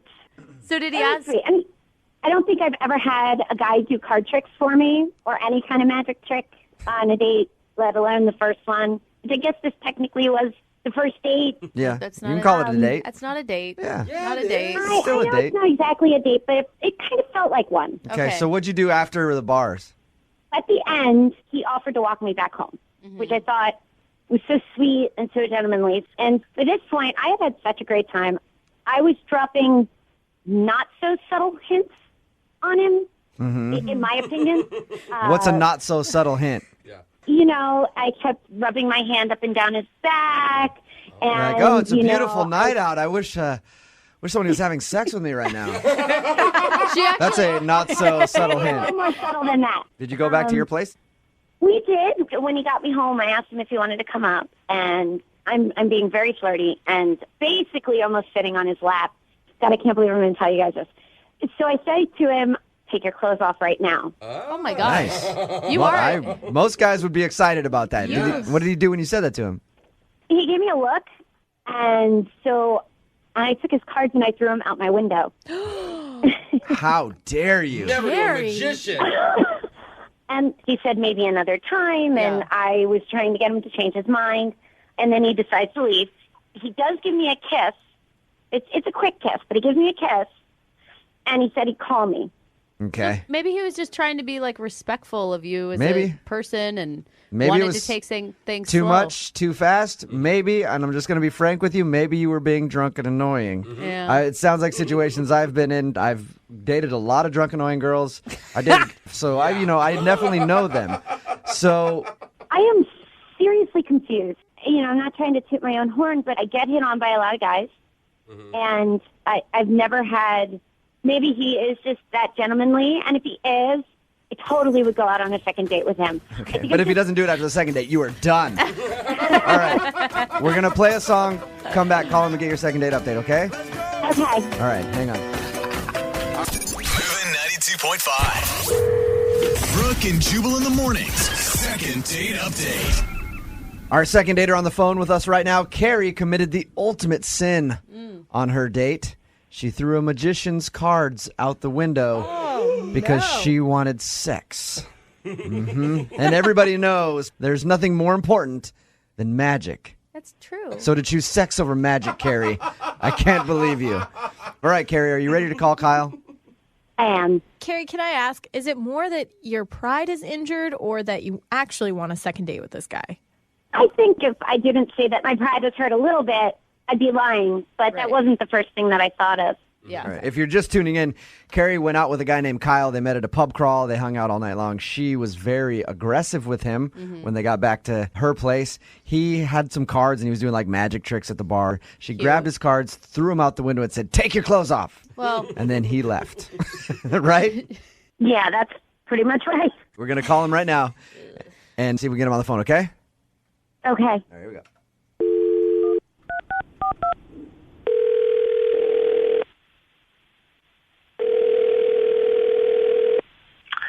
Yeah, hello, Kyle here. Hey, Kyle, what's up, man? How are you? This is Jubal from Brooke and Jubal in the Morning. I'm moving 92.5. Who? Jubal from Brooke and Jubal in the Morning on the radio station moving 92.5. You calling from a radio station? I am. You recently went on a date with one of our listeners. All right. And she enjoyed your date together, but she says that you haven't been calling her back, and she really would like to see you again. You met at a pub crawl. You remember meeting a girl named Carrie? Yeah. Okay. You don't sound really excited about meeting Carrie. We understand that. It's out of the blue. You don't know what really is going on. I'm quite confused at the moment. Okay. It'll all turn out okay, Kyle. Is there a particular reason that you don't want to see Carrie again? Did she do something wrong? I thought maybe she was being kind of drunk and could be annoying. Was she being annoying? I'm just, I'm not the type of guy that sleeps with girls on a first date and all, so she was cute, but that's, It was too much for you that she wanted to hook up with you on the first date right after you guys met. yeah, and something happened, but it's If it's that she threw your cards out the window, we know about that. That would upset me as a fellow magician. Oh, you are not a magician. It would make me angry. I can juggle. It's close. Wait, you know about that? Yeah, she told us that she told us that she was drunk and she grabbed the cards out of your hand and threw them out the window and was like, "Now take your clothes off." And that's when things got kind of weird. Yeah, I mean, I don't know if you can understand it, but I am the granddaughter of a great magician, so I understand your pain. That is true. You are? Yes. Brooke is also magical. Right, well, I can't date a girl who disrespects my magic. I mean... Are you really trying to be a magician, or do you, when she told us the story of meeting you and said that you took the cards out and were doing tricks at the bar and stuff, I figured it was just kind of like parlor tricks, like a little joke thing that you do to try to impress people. Yeah, exactly. I do my magic at malls and senior centers, so I guess not professional yet. That's still professional. Yeah. Do you get paid for it? Not yet. Okay, then yeah. Okay. You're not professional yet. And anyway, I mean, she was cute, but, she got more and more annoying, the more drunk she got, and I put up with it as long as I could, and that was about it. What? Hey. Put up? Kyle, Carrie's actually on the phone with us. I should have mentioned that earlier, but kapow! Magic trick. Carrie's on the phone. I'm sorry. I'm just kind of in shock. I mean, I don't invite everybody I meet over to my place to have sex with them. I actually was enjoying you. I can't believe you just said sex on the radio. Are you kidding? Sex. It's not a dirty word. Yeah, wow. Kyle, that's an appropriate word. You can say that on the radio. Yeah. Well, maybe you can say it, but you shouldn't. All right,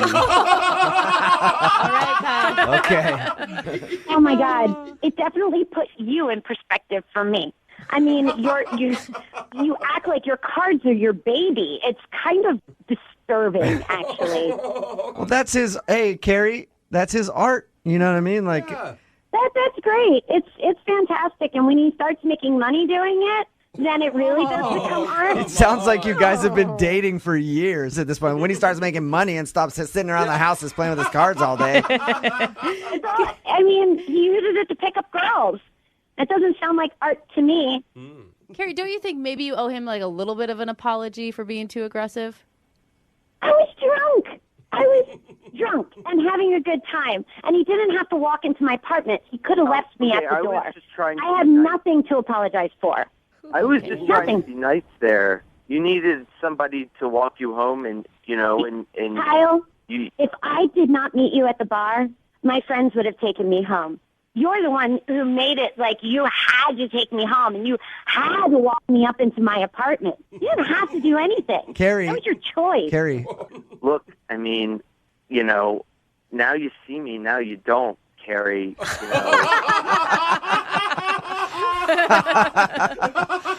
Kyle the Great in today's second date update. Sad. All right, Carrie and Kyle, at this point, I would like to offer you guys a second date. We will pay for it. Oh, hell no. No, okay. That was quick. Oh, no. Kyle, would you like to reappear in Carrie's life on another date? I think I'm going to take the invisible cloak rude on this one. Yeah, there you Oh my God. I must have been really drunk that night. Kyle, did you ever get your cards back? I'm just curious.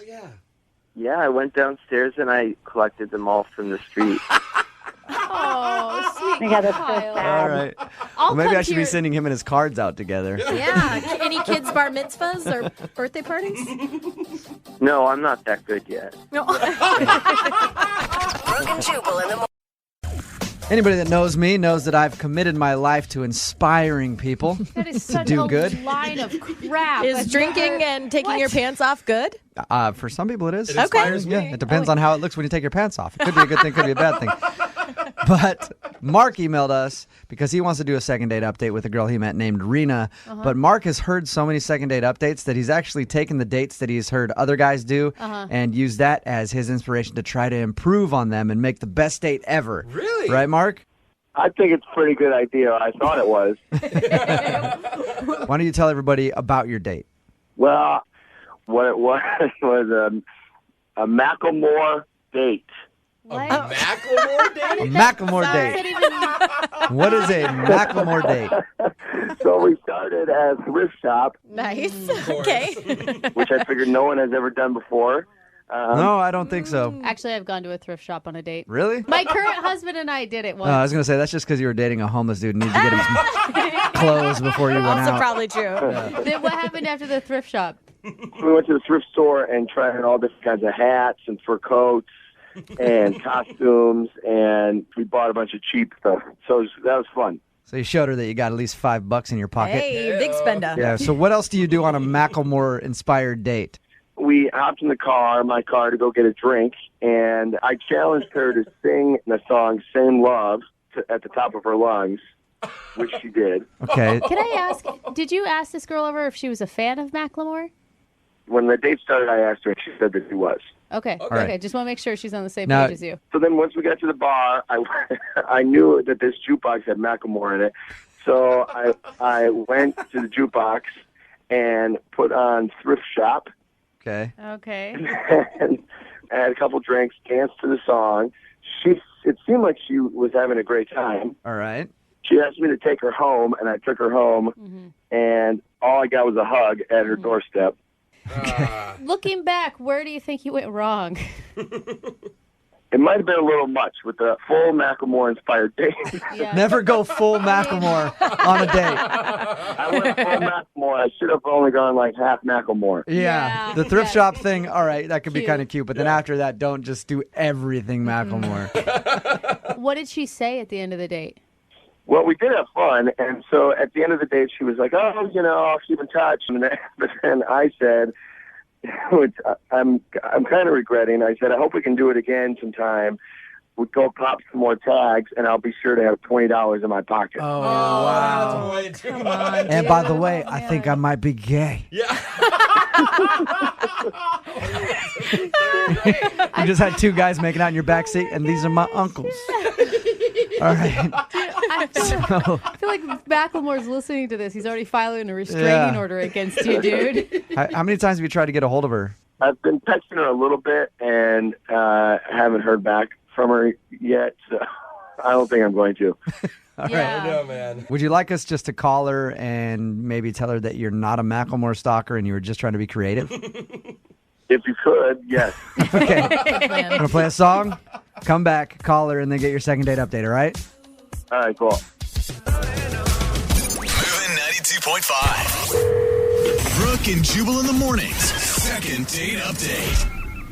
Now, in the first part of the second date update, everybody was making fun of Mark for the date that he planned with Rena, and I think that's kind of rude. I think that he came up with a beautiful idea for a date Really? and put a lot of effort into it, and we should treat him with more respect than that. I do think that we should at least give him creative points. Yeah. He's trying. He forced a girl to sing Same Love. If you're just tuning in, Mark went out with Rena on what he calls a Macklemore date. It was inspired by Macklemore, where they bought a bunch of stuff at the thrift shop, then got in his car. He made her sing Same Love as loud as she could. Then they got to the bar and proceeded to dance to Macklemore. And he's not understanding why she's not calling him back. All right, Mark, you ready to give her a call? I'm ready. What's the worst thing that you think she could say to you? I never want to see you ever again. Yeah, that's pretty bad. Yeah. That's the point, at least. She already said, take me home now. So Do you really like her? I do like her a lot, actually. We had a lot of fun. Okay. All right, we're going to give her a call right now. Hang on.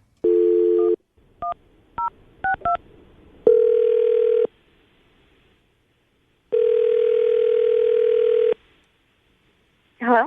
Hey, is this Rena? Yes. Rena, what's up? My name's John. I'm calling from the Macklemore fan club. You have been selected Stop as it. our leader. This is actually Jubal. I'm calling from Brooke and Jubal in the morning. I'm moving 92.5. How are you?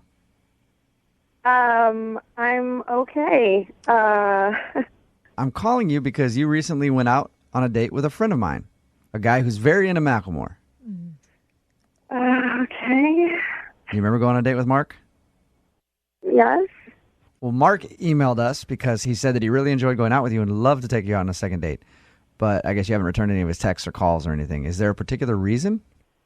So did he already tell you about what happened on the date? Yeah. He said that he picked you up and took you to the thrift shop and you guys bought some clothes there and then he made you sing Same Love in his car and then you went to the bar and danced a little bit to thrift shop. We told him that might have been a bit much.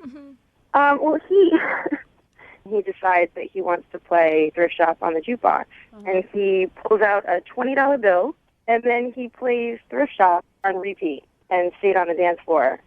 So he made you keep dancing to Macklemore thrift shop over and over and over again. Right. The first time I was like, okay, we just went to the thrift shop, Macklemore. Okay, great. Yeah.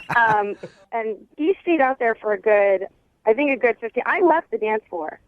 Oh, so you just left him there standing? I left and sat at the bar and got a drink, and he stayed out there for like 15 minutes. Wow. So any chance if he toned down the Macklemore stuff, you'd go out with him again? Well, it was something that I found out after the date. That is the reason why I have not been responding to him. Something that you found out after? Yeah. His coworker had told me that Mark's ex-girlfriend was supposed to be at the bar that night. What? And he was trying to make her jealous. you were just Yeah. I don't know if that was like their song or something or what. But. Hey, Rena? Rena, this is where I should let you know that Mark is actually on the other line, has been listening this whole time. Sorry about that. I should have told you. Hey. Hey. I thought I had fun. Like, I thought I was looking cool, and you were looking cool. We had fun. I was like, in the hat. I was like, damn, that's one cold-ass honky right there. Mark, did you take her out initially, though, to make your ex-girlfriend jealous? I just thought, I don't know, the ex-girlfriend thing was more about just, like, making her jealous. And if she were to walk into the bar and see us having fun, she would, like, get jealous. But I don't want to get back with her. Then why would you want to make her jealous? The first date, you're gonna invite your ex-girlfriend to the bar just so you can see what you think of us is having a good time? Did you put thrift shop on repeat for 15 minutes? I mean, the only reason I played it so many times was because I was waiting for her to show up. And so I didn't know how long it was going to take. Come on. Is that your So Mark- ex's favorite song or something? I just wanted her to see me having a really good time dancing out on the floor with a good-looking girl. Mark, do you feel bad at all about what you did? Like, I haven't heard you apologize to Rena at all. I'm sorry, Rena. I do. I feel bad. I think that in retrospect I would have done it differently. But I really did have a good time with you, so now I'm bummed that you're not calling me back. But it felt like that date was more about your ex-girlfriend and the fact that you're probably not over your ex-girlfriend than it was taking me on a date. Yeah. Because if you were having a really great time with me, you wouldn't have put thrift shop on repeat for like 15 minutes. I know. Now I wish I wouldn't have done it that much. But, I mean, when you put $20 in a jukebox, you got to play a bunch of songs. Yeah. That backfired on you, didn't it? Mark, did the ex ever show up? Was the ex there? Did the ex see you? She never showed up. So you sat out there and danced for like 20 minutes to Macklemore by yourself, and your ex never showed up. In like a fur coat and like. Once you realized you were having a good time with Rena and you didn't care about making your ex jealous again, why didn't you just go somewhere else where you knew she wasn't going to be? Well, I guess I just wanted to. I didn't want to deviate from the plan. of making her jealous. Exactly. You are not over your ex at all, dude. All right. Well, Marina, I'd love to offer you guys a second date. We'll pay for it. We'll send you out somewhere that his ex-girlfriend isn't, and there will be no Macklemore played, and maybe you guys can get to know each other. Would you guys like to go out again, Rena? I think Mark is a really nice guy. I just don't think he's over his ex. What are you talking about, Rena? When a guy gets out on the dance floor and dances to the same song over and over again for 20 minutes in the hopes that his ex will walk in the door and see him dancing with another woman, that means that he is entirely over his ex. I think you're being a little judgy. Exactly. Brooke and Jubal in the morning. Brooke and Jubal's second date update. The girl on the phone for a second date update today described herself in her email as a real guy's girl. So probably means she's into things like chugging Cosmos and spending a nice Saturday afternoon updating her Pinterest page or reading Kardashian blogs. That's the kind of stuff that girls do. Or maybe I'm a girl's guy. I don't know. But Cassidy, does that describe you as a guy's girl? Absolutely not. Oh. Yeah. I don't think it describes any woman, whether you're a guy's girl or not. Well, I'm sure there definitely are women that are into that. But you call yourself... Literal opposite. Yeah. All right. So you call yourself a guy's girl. And the guy you went out with, you said he was a typical guy's guy. So that's good. Yeah, no, I really liked him. I thought we had hit it off pretty well. So. And is that how you sell yourself? Or, I mean, I assume you met on a dating app. Oh, yeah, we definitely met online. I'm not getting... Who meets real people in real life anymore? I want to make sure my assumption was right on. I mean, is that how you sell yourself on the dating app, too? I mean, yeah, it's definitely like pictures of me like playing sports. But anyway, I met him online, and he had suggested we go out to dinner at this like really nice restaurant, and I just thought that was so lame. Like I can't think of a worse way to get to know someone is like going to dinner. Like I don't know. Did you tell him that before you guys went out, or did you just rag on it the entire dinner? No, I was like, if you do that, I just probably won't show up. Like, can we do something else? All right. That's messed up. So I'm guessing you did something else then. We did, yeah. Well, I was just like, you get anxious, so it's good to have like an activity to do, right? So I suggested we go off-roading on ATVs. Okay. That's a fun date, an expensive date, but a fun date. I mean, Groupon works wonders. So, okay. Yeah, so I found like this property where we could ride our ATVs around like for an hour, and he was super like excited about that, which I thought was a good sign. Yeah, that sounds fun. Yeah, we had so much fun. I mean, like we were very playful. We were like kicking mud on each other, which doesn't sound sexy, but it was. Yeah. So. Was there any like moments where you guys kissed or anything? No, we didn't kiss. I wanted to, but also there was like mud all over my face. I think there were a few moments, Right. I'm just shocked you didn't pull the like whole "let me wipe that off your face." Oops, now I'm kissing you moment. I know, right? I mean, he like, did this weird thing with my forehead, where he like pressed my forehead down, and I don't know what that was, but that sounds strange. Whatever he did with your forehead, but maybe he was trying and he didn't quite get it right. Yeah. Is that all you guys did? Was ride ATVs? No, so we were so hungry afterwards, and we like went down to this barbecue place down the road. But that's kind of when it went a little, Well, what happened?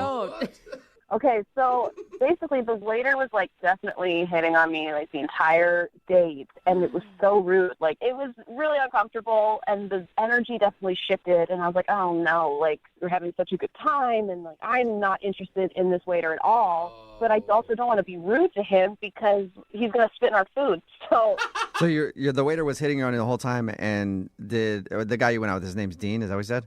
Yeah, Dean. Dean. All right. And so did he seem upset by the whole thing? He just was like, he was definitely like not happy, and like he kind of like wasn't as talkative, and I was kind of like, what's up with this waiter? And he just was like, I don't know. Oh, so he just got cold and short after everything. Yeah, he did. He got so, like, it was almost like my fault that the waiter hit on me, Yeah. It's not your fault. And some dudes might take it as a compliment. Like, if a waiter was hitting on a girl I was out with, I'd be like, oh, yeah, awesome. But she's out with me, you idiots. But I can back also off. see why he's a little, like, upset about it. Like, she didn't tell the waiter to stop. Who cares? Don't you think that's a red flag? I don't know. I barely know the guy, so I really wanted to give it a second chance. And so basically he goes up to pay the bill, and that's when this freaking waiter who can't take a hint, like, asked me for my number. Shut up. Oh, wow. Ultra aggressive. And it is so obvious when people are on a date. Yeah, like I literally I even reached over and held Dean's hand on the table while the waiter was trying to hit on me, and I was like, seriously, So did you give him your number? Obviously not, dude. No. Okay, because I was like, that might be a reason he's not calling you back if you did give him your number. No, I was really fed up at this point. I was like, you're kind of being like a block of sorts, sir, and I'm clearly on a date, and no, I don't want to give you my number. Okay. Whoa. But then I looked up and I saw that Dean saw the whole thing happening. Uh-huh. No. And so now I'm like, oh, does he think that I did give the waiter my number? And Totally does. and then we got into the car and it was just so awkward, and I was so bummed and not returning any of my calls or texts. I'm wondering maybe that's why. Okay. Yeah, that's a a bad start. Yeah, maybe it's not so much that the waiter was hitting on you, but maybe he does think that you gave the waiter your number. And that's an understandable reason not to call somebody back. Yeah, and I definitely didn't, and I didn't bring it up because I was I feel like that's just going to make me sound guiltier, so I'm just going to pretend it didn't happen, I guess. Right. I don't know. What a weird Okay. It's a real bummer, though, because I really liked him, and I really thought we hit it off, and I want to kill this waiter. We'll play a song and come back and call him and get your second date update, okay? All right, thanks so much. All right, hang on. Moving 92.5. Brooke and Jubal in the mornings. Second date update. If you're just joining us for today's second date update, Cassidy is on the phone, and she wants to call a dude named Dean. They went out ATVing, which sounds like a fun date, and then after that, they went to go get barbecue. And the only thing that she can think of as to why she's not getting a call back is that the waiter was hitting on her nonstop while she was on a date. And then when her date got up to go pay, the waiter actually asked for her phone number. She didn't give it to him, but she thinks that Dean, the guy she went out with, might have thought she actually did give her number to the waiter. So we're going to get him on the phone and find out if that's what went wrong. And if it turns out, Cassidy, that he was just simply jealous that the waiter was hitting on you, do you still want to date with him? Honestly, probably not. Kind of a major red flag. Right. Yeah. But I could see the phone number thing if he got confused and makes sense. The phone number is fine, Yeah. but if anything else that's not cool. Right. Okay. Well, I'm going to dial his phone number right now and get him on the phone and see if we can figure it out. Okay? Here we go.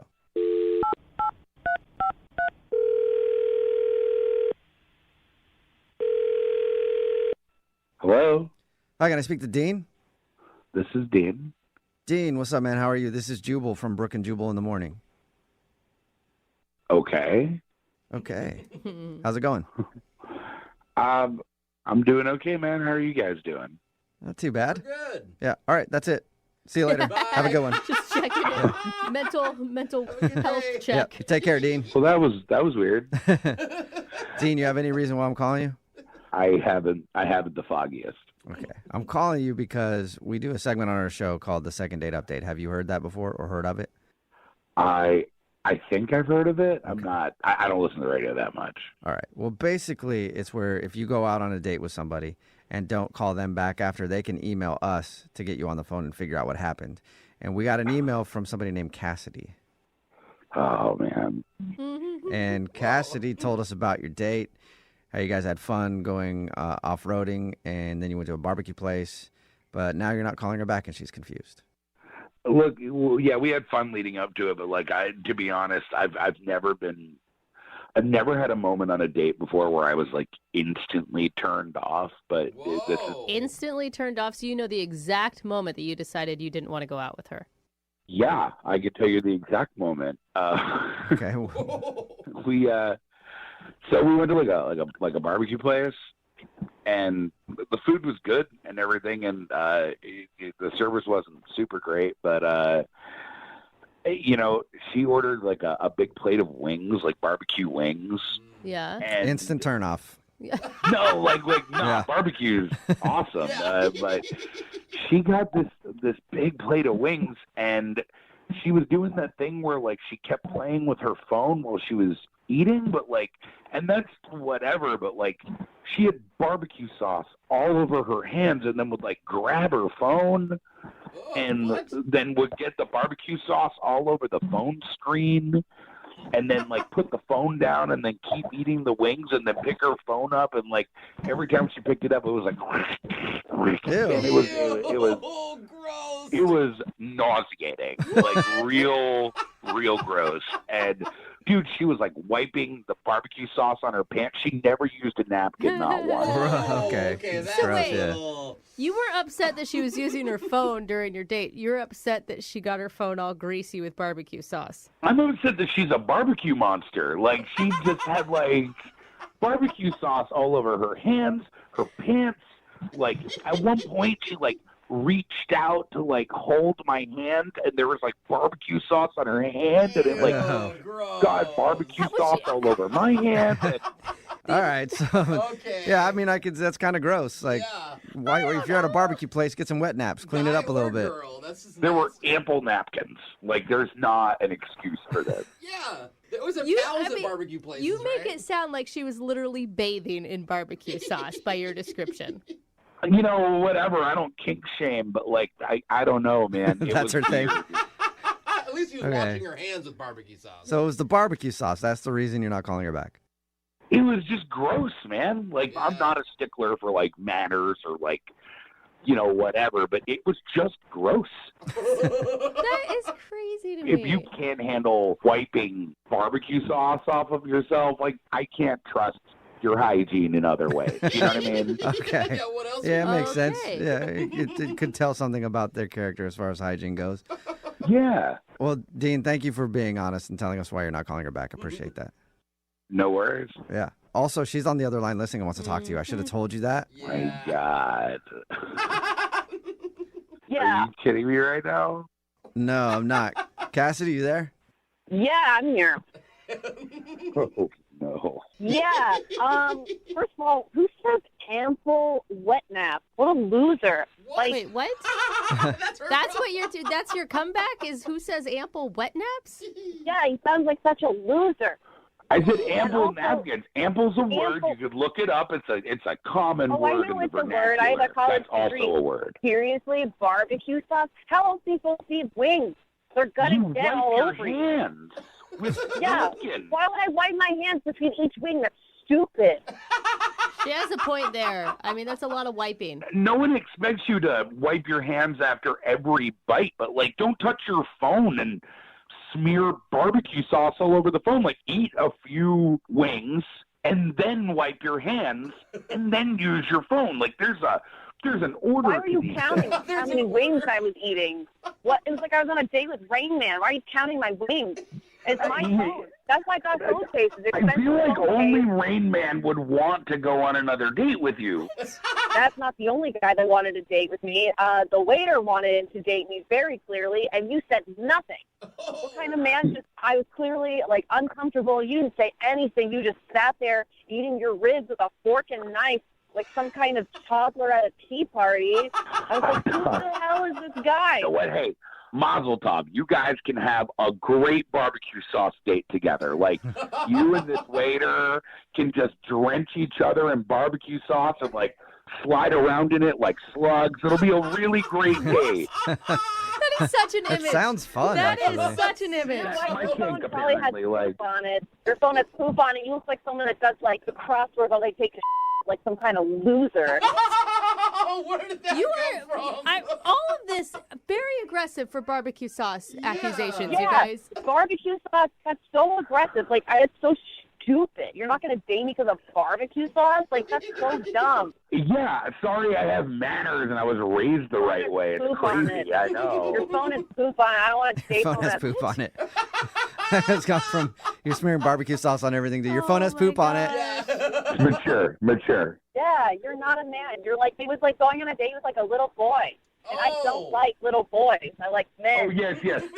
The finger painting on her phone person and wiping her hands on her pants is telling me I'm a little boy. It's a cell phone. Who cares if it gets dirty? Like, that's what it's going to be. It's out in the world. Like, I'm sorry we couldn't have dinner at the ICU where everything is sanitized every 5 seconds. Like, we'll feed you pudding. And I'll put a bib on you, and I'll put a surgical mask on me, and it'll be so erotic. That sounds like a hot second date. Dean, What is happening? Like, from barbecue slugs to this, I am like... Oh, I'm sorry. I didn't know I was going on a date with Mr. OxyClean. I mean, like, I don't even know. You're wearing a white turtleneck. Who wears a white turtleneck to go muddy? What an idiot. You're right. I'm Mr. OxyClean. Billy Mays here, totally turned off by the barbecue sauce all You over kind the of do place. sound like Billy Mays. Actually, are you Billy Mays, Dean? I'm the ghost of Billy Mays, not wanting to go on another date with her. Within 3 lovely payments for $19.99. You know what? I would rather go out with Billy Mays than you any day of the week. You probably use bleach with lube or something. Now we're talking about too much about Billy Mays. Dean, would you like to go out with Cassidy on a second date? We'll pay for it. No. She's single, fellas. Wow. I don't think I want to be involved with a guy who has an intimate relationship with his box of detergent. So, yeah, I'm going to say hard pass. Oh, so both you guys are saying no, then no second date. Oh, man. All right. Well, thanks, I'm Cassidy. collecting hand sanitizer. Okay. All right. Well, good luck, you guys. Hopefully you can find somebody that matches your lifestyle. You know, Too clean, too dirty. somebody dirty enough for you, Cassidy, and someone who's clean but has poop on their phone like you, Dean. Brooke and Jubal in the morning. Text in at 78592. It says, sounds like she needs to date somebody with a few less teeth and even less manners. It's Brooke and Jubal in the morning talking about today's second date update. If you didn't hear it, Dean wasn't calling this girl named Cassidy back because at dinner she had barbecue sauce all over her hands. And it was like grabbing her phone and not wiping her hands off. And it was just disgusting, I guess. At one point, she even tried to hold his hand without ever using a napkin to wipe off the barbecue sauce. And it was a huge turnoff for Dean. Just sloppy, nasty barbecue sauce everywhere. And she wasn't cleaning her hands at all. I didn't think it was that big of a deal, and everybody's texting in that she's country trash. And then Yeah. I realized I am also country trash. Brooke, So what's maybe the big that's deal? why That's why I find it appalling. she needs to That is find my roots. I don't know. some country trash is just like her that doesn't care if there's barbecue sauce everywhere. Absolutely. I'll go hang out with her. She accused him of being a germaphobe, and he thought she just had bad table manners and didn't want to go out with her again. Remember, if you want to do a second date update, all you have to do is email the show, and we will call the person who didn't call you back. Brooke and Jubal's direct deposit is up to $1,200 now. So we're calling out a name in just a few minutes at 8 o'clock. To do a second date update today, met the guy that she went out with at a very dirty place. That's right. Whoa. Bacteria infested, blood everywhere. That's not Creepy normal. old men who just can't wait to get in your mouth. What? I'm talking about the dentist's office. Oh. That's- Makes sense. They are all creepy there. Yes, they are. That's where Andrea met the guy that she wants us to call today. Apparently, she works at a dentist's office, and that's where she met him. Okay. How you doing, Andrea? I'm pretty good. Did you ever think of your office like I just spoke about it? It doesn't exactly make people want to go to the dentist's office. No, it is very... Hygiene is very important. So Your email said that you met this guy at work, and you work at a dentist's office. How'd you meet him? I work as a receptionist, and he was a new patient. He came in, and when he was like checking in, we were just flirting with each other. We seemed to have an instant connection. Whoa, wait, hold on. Are you allowed to hit on patients as the receptionist? I mean, he was hitting on me. I was just receiving it. You were an innocent party in this, I see. Sure, absolutely. And he was cute and stuff, so I flirted back with him. And when he filled out his form and put his phone number down, you saved it and then called him later. No, that's illegal, actually. So okay. what I did was he went in and he had his appointment, and then when he came out, usually we want to schedule you for your next appointment. Mm-hmm. And when I was scheduling him for his follow-up appointment, he gave me his phone number, and he said we should go out. Oh, that's cool. So where'd you guys go? Well, we ended up going out to dinner. Mm-hmm. And I got really dressed up. I thought I was looking really cute. And he took me to this restaurant. It was in a building that had a very, very nice view. It was a really nice restaurant. I'd never been there before. Did you guys meet there, or did he pick you up? He picked me up. And so, I thought we had a lovely time at dinner. And he has beautiful eyes. And he is just a smoking build. I mean, the guy works out and stuff. I'm hoping during dinner you reminded him the whole time about his dental hygiene. Like, make sure you floss before and after this meal. She's a receptionist there. Doesn't matter. Okay. Well, he has a dynamite smile, too. I thought that we had great conversation during the date, and we talked about going to concerts and stuff. We both really love movies. There was one awkward moment while we were talking about movies. Mm-hmm.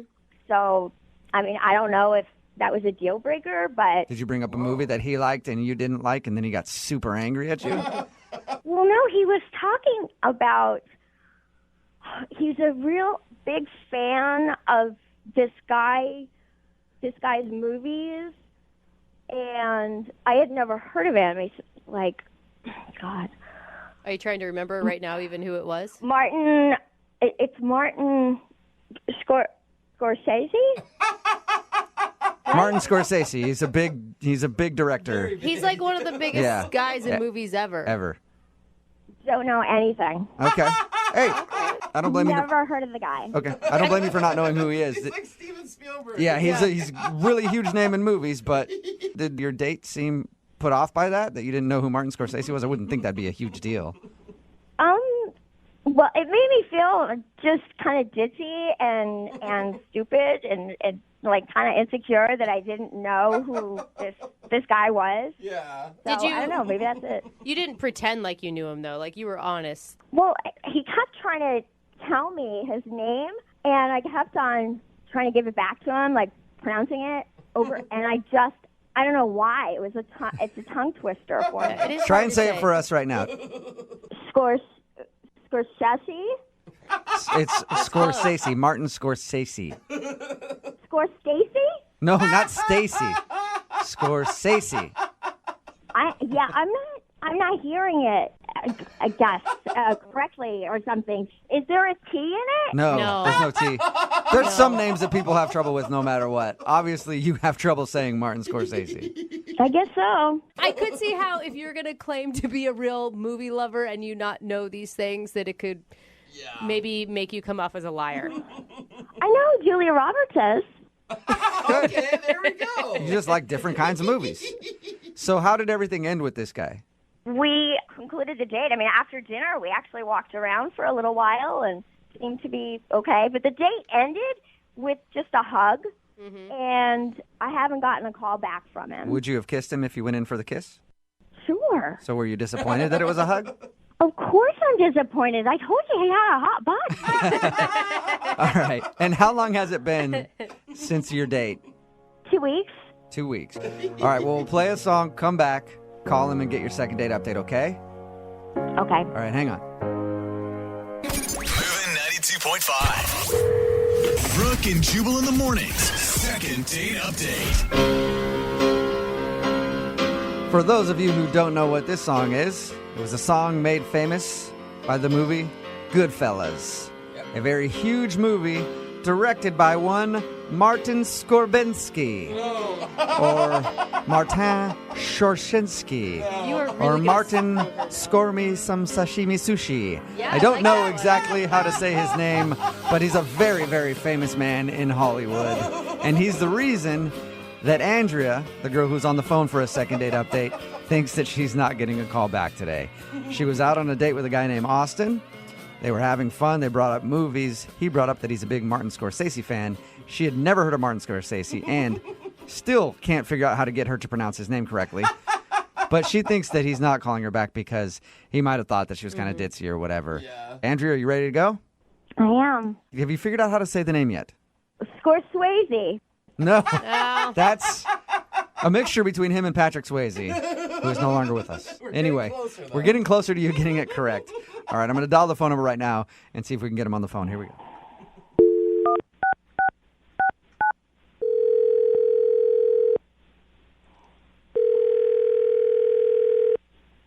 Hello? Hi, is Austin there? Yeah, this is Austin. Hey, Austin, what's up? This is Jubal from Brooke and Jubal in the Morning. I'm sorry, who's this? Jubal from Brooke and Jubal in the Morning. It's a radio show. I think you probably have the wrong number. No, I don't think I do. I think I'm talking to the right guy. No, I honestly don't know who you are. I think you've got the wrong number probably. No, I think I have the right number. I think I really need to speak with you about something. All right.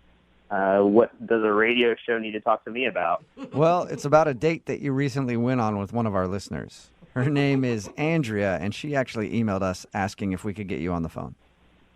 Are you kidding me? No, I'm not. Emailed a radio station trying to get me on the phone? Yes, it's a segment we do on our show called the Second Date Update. Andrea is wondering why you haven't been returning any of her phone calls. Wait, she emailed you and asked you to call me to ask me why I didn't call her back? Yes. Like, this is something that you guys do for your listeners? Yep, it is. It's kind of a public service for them. And it's a learning situation. You know, they get to hear what they did wrong on a date so they don't hopefully do it again. And she really wanted you to call me? Mm-hmm. Because she likes you. Should she know why you're not calling her back? Is it something that should be obvious to her? I don't know. I don't think it would be obvious to her, to be honest with you, no. Okay, well, she seemed nice when we talked to her about the date. Oh, she's perfectly pleasant, and Okay. I think she's a nice girl. Are you just not attracted to her or something? Yeah. She's very attractive. You know, there's just, again, there was just some weird things that happened on the date that just made me not feel like we really should hang out again. Can I tell you what she thinks it is, and you tell me if I'm right or wrong? Sure, if you want to go ahead, that's fine.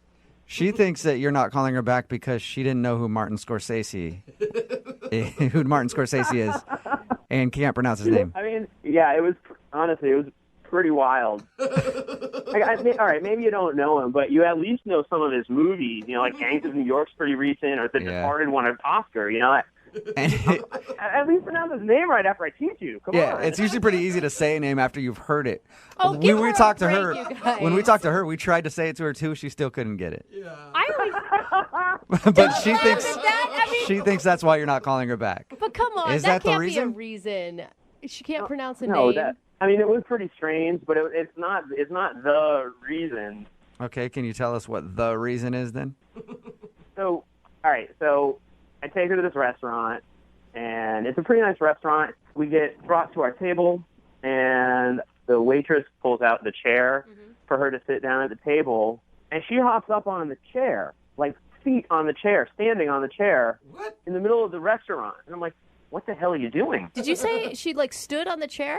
Yeah, like literally put her feet, stood 3 feet over everybody who was standing, stood on the chair, because she said that the view from up there was breathtaking, and she needed to take a picture for Instagram. So she View stood of the- on the chair and took a picture of the restaurant room with some windows in the background showing the view that we could see. On her, from standing on her, it was embarrassing. It was one of the most embarrassing things. This is an expensive restaurant we went to. Maybe she's never been to a nice restaurant before, and she was just shocked to be there. And didn't... I'd be embarrassed to be there with her standing on the chairs at a McDonald's. Yeah, I guess you're right. I don't know. I was trying to help justify it for you somehow. It's cute. She gets excited about beautiful things. No, and I agree. If Andrea had only done it once, that would have been one thing. But this odd Instagram behavior just kept happening and happening. For example, we're leaving the restaurant, and she stops in the middle of us leaving. It's like, I really need to take a picture with this view in the background. So she literally basically throws me her phone and runs over to the window, and she gets into this weird yoga pose basically, where she's got her leg behind her head and she's grabbing it with the other side arm. And I basically am sitting on someone's table while they're eating, trying to take a picture of her for Instagram doing a yoga pose in a restaurant in front of these windows. Like I said, it was weird. I don't want to go on a date with someone and be their professional Instagram photographer. Come on. You don't want to add that to your list of job duties that you can do? Special skills section on your resume. I'm a photographer. Maybe if she was going to pay me for it, but the fact that I'm paying for dinner, I'm picking her up, we're going out on my dime, and I'm also her photographer for her pictures by herself. Give me a break. I don't need this in my life. You know what else is kind of annoying? What's that? She's actually on the other line listening right now and wants to talk to you. That's not funny at all. Andrew, are you there? I am. Oh, my God. This was Austin, pretty shady, I mean, guys. really, Austin, you have a problem with the fact that I like taking photographs? I like taking pictures of my Instagram. I have a lot of fans on there, and I'm kind of known for doing poses in different places. I mean, that's fantastic news, but we were out on a date. I figured you could maybe focus on our date rather than your Instagram followers who you don't actually know. If you're going to show some interest in someone, at least sit there and be a part of what's going on rather than thinking about, well, how can I best interact with these strangers on the internet? He has a really good point, Andrea. People that follow me on Instagram, they like to know what I'm doing. And so, I share it and stuff, and they like it. Andrea, at one point, you handed me your phone and took my phone so that I could take a picture of you looking at a phone in front of a brick wall. Shut up. That is not true. Did that Did you really happen? do that? It 100% happened. It made no sense. She was looking at my phone with me taking a picture of her phone so she could post herself looking at any phone in front of a brick wall on Instagram. Andrea. It was a great picture. It got like 400 likes. I'll That's tell pretty you, good. It got one unlike from me. I did not like taking it. Andrea, I don't think that's the point. Like, if he spent his entire time on his phone or maybe even doing his hobby while he was on a date with you, you would have found it incredibly rude. Yeah. Well, I mean, we talked about a lot of different things. I mean, we had a whole discussion about movies and how much we both love movies. You're going to bring up the movies again? You're going to bring up the movies? I thought we had a nice conversation about movies, but I guess not. It was fine. Again, the whole thing was just fine. Andrea, you don't see how it could be a little bit annoying that you're taking pictures every 5 seconds and making him basically your hired photographer for the evening.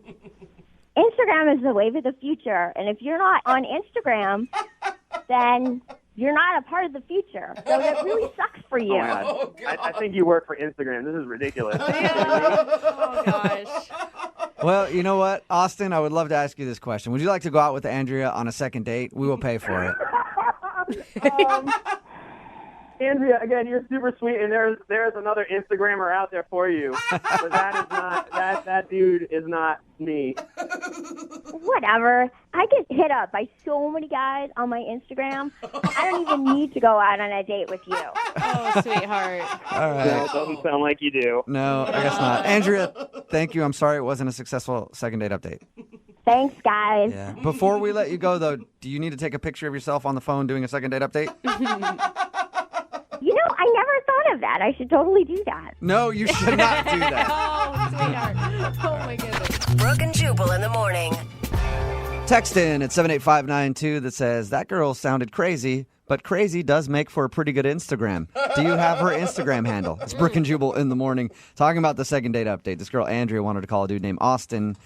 They went out, had a fun time. She was confused why he wasn't calling her back. We got her on the phone and found out that he wasn't calling her back because she's one of those people that takes pictures every 5 seconds for Instagram.